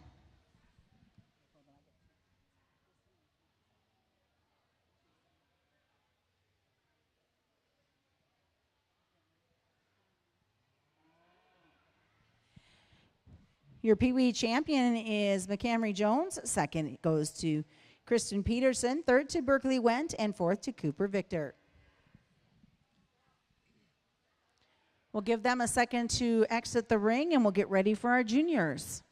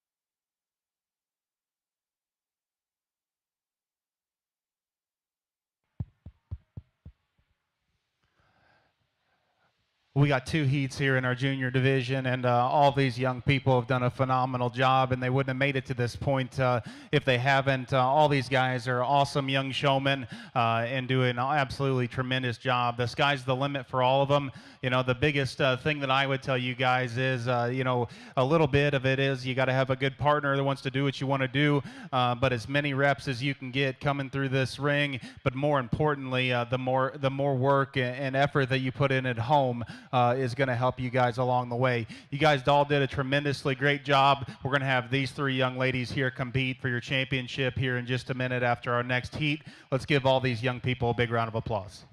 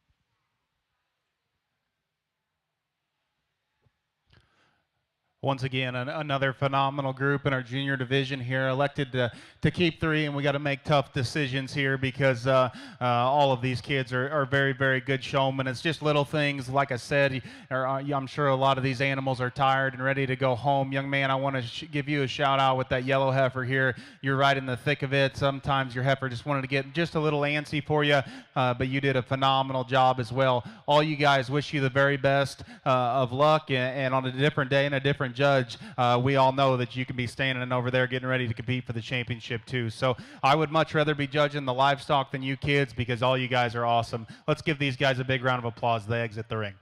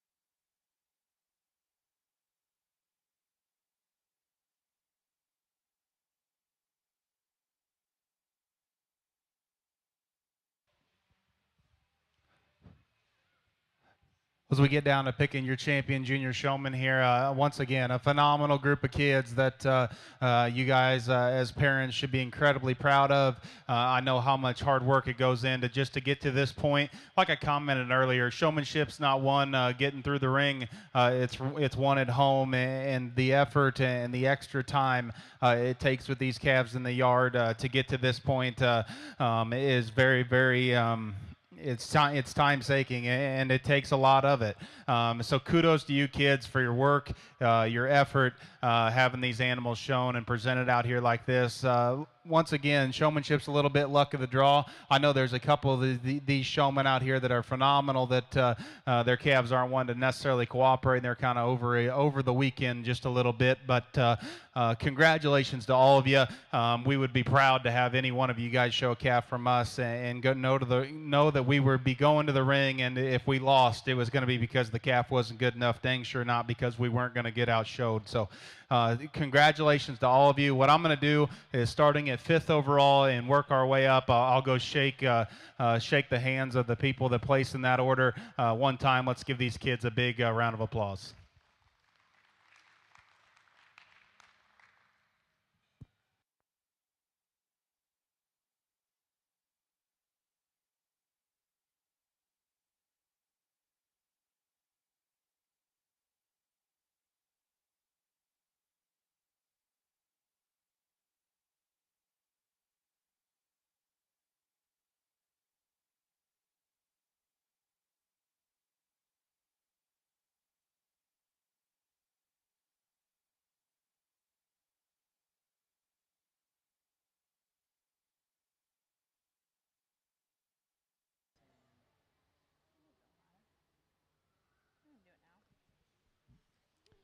Fifth place to the juniors goes to Kinsley Bremer.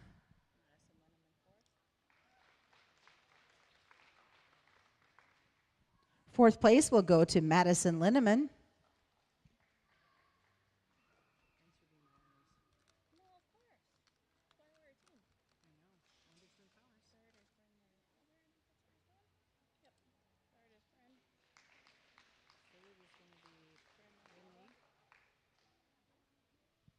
Third place will go to Brinley Albert.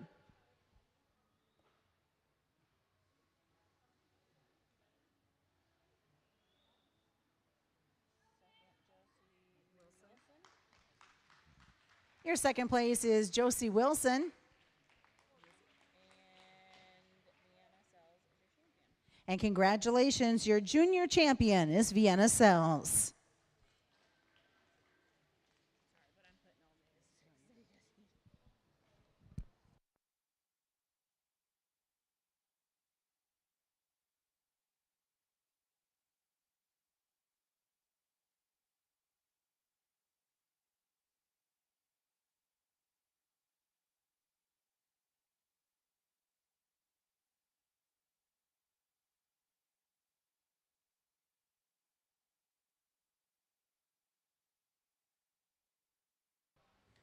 As we continue on with our Sunday showmanship, these are now your intermediate showmen.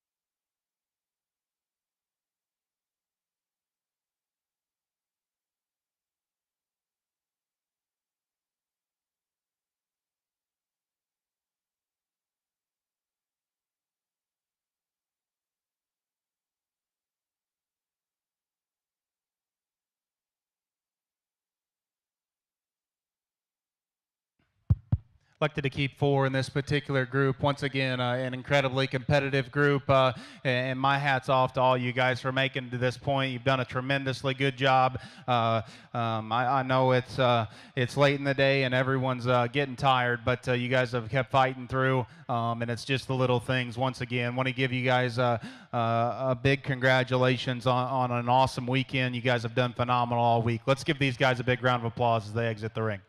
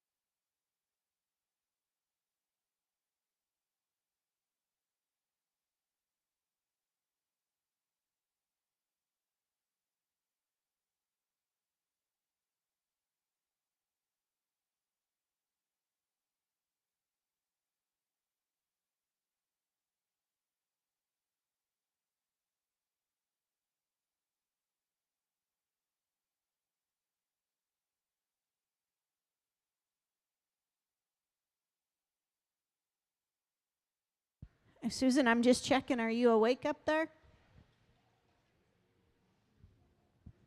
Yeah, I'm just thinking I'm glad I'm up here and not down there.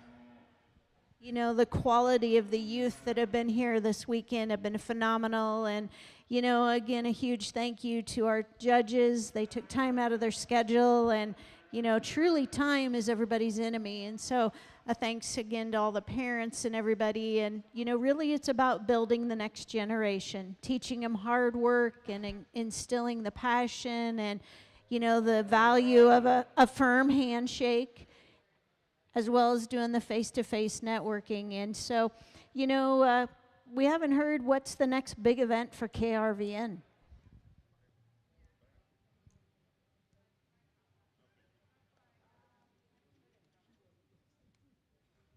For KR, I was thinking, probably for us is going to be our broadcasters are headed to the National Association of Farm Broadcasting Convention in Kansas City, where the hope is to bring a lot of hardware back with us. Well, good luck. You guys do a great job. And, you know, we'll be rolling into November. Will fly by. December will be the holiday season. January, National Western Stock Show. And then we'll be right back here in February, and you'll be right back up on the stage helping us with all the shows coming up at the 34th Annual Winter Edition. You bet. I did forget U.S. Meat Export Federation has their strategic planning meeting next week, so we'll have coverage of that.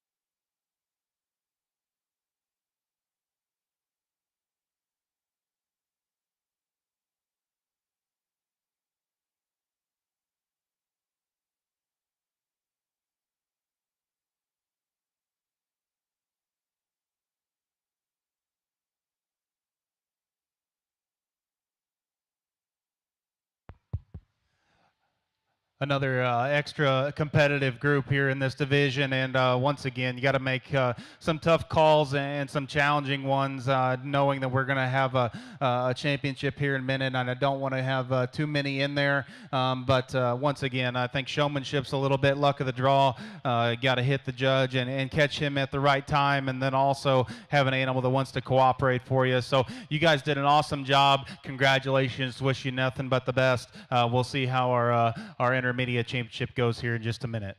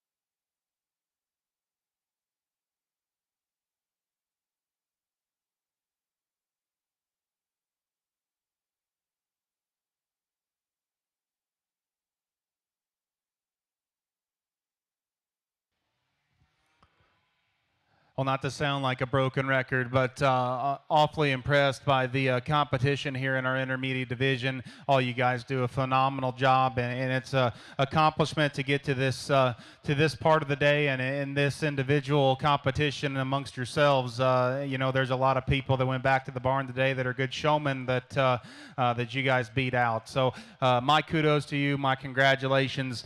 Wish you guys nothing but the best going forward. You guys all do a phenomenal job. job, and it's just personal preference and little things that kind of separates you today. And I'm sure we can go showing next weekend. And even if me and Jesse were judging again, I bet we'd jumble it up again. So congratulations to all of you. Wish you the best. Once again, I'm going to go start at fifth and work my way to your champion here. Let's give these kids a round of applause.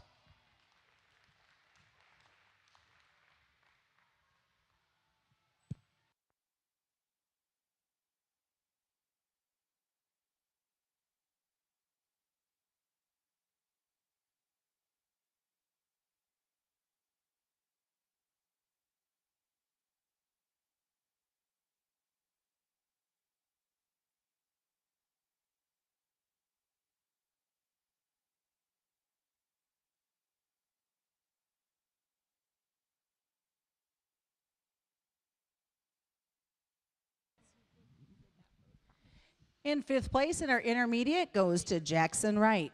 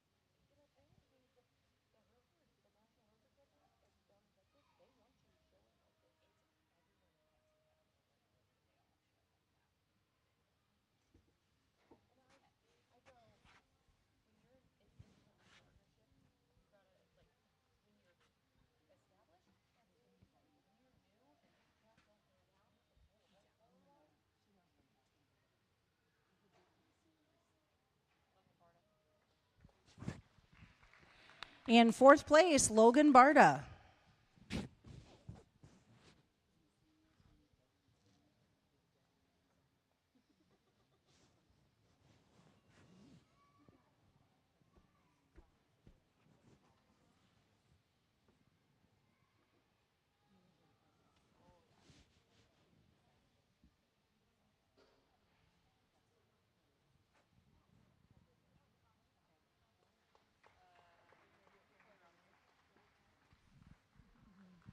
Third place will go to Corey Robinson.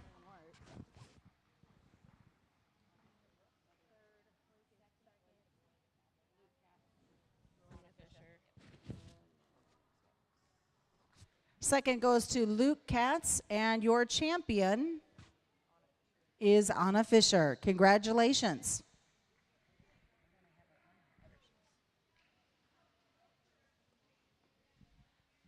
We're going to take a moment here and we'll get ready to bring in our last class of the Fall Classic. This will be our senior showmen as they enter the ring.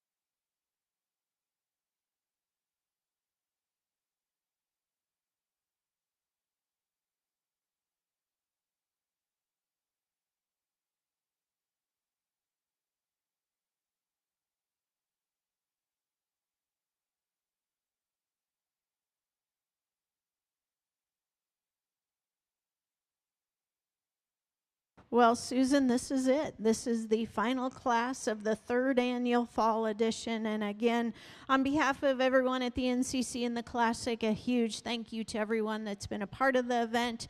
Thank you to Susan for spending your days with us. And what a great event. You know, we already got all ideas of how to make it better next year, what we can add to it, and looking forward to the winter event coming up in February. It is going to be a lot of fun. Of course, folks get the opportunity to get themselves registered, especially for your scholarship program, and to find out more things that you guys offer for the youth.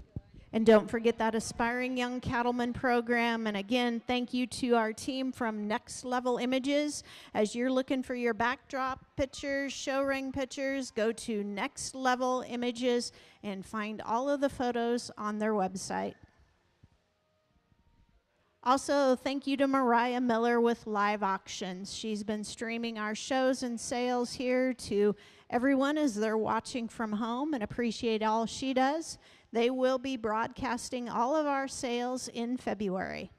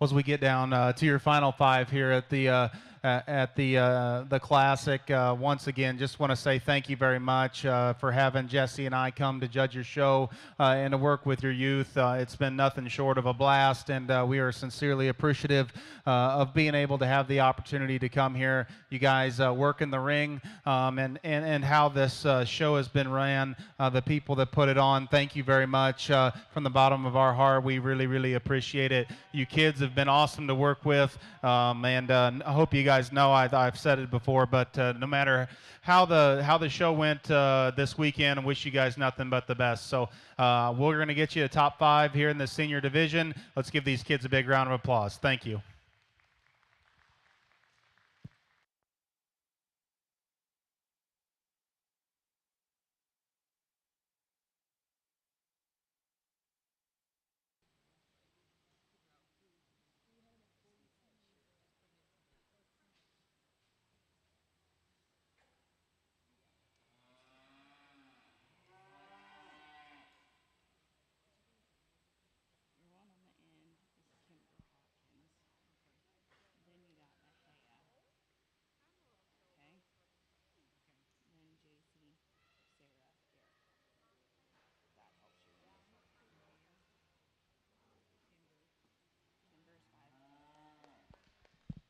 In 5th place, congratulations to Kimber Hopkins.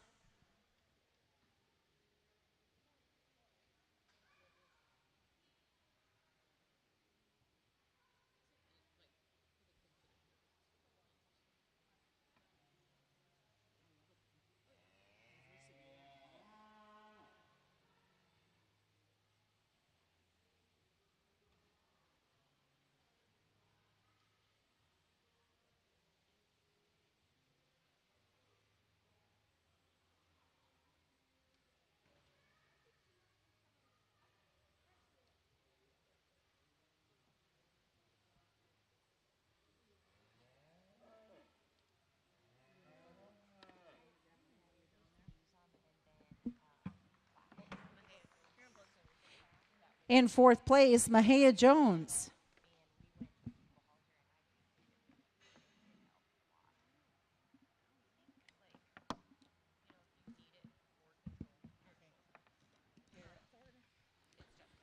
In 3rd place, congratulations to Garrett Scholes.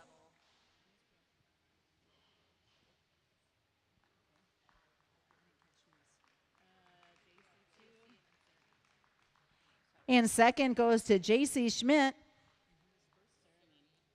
And congratulations to Sarah Mead, your senior champion for the showmanship. Don't forget, take your photos, smile big, and we'll see you guys all in February. Safe travels home.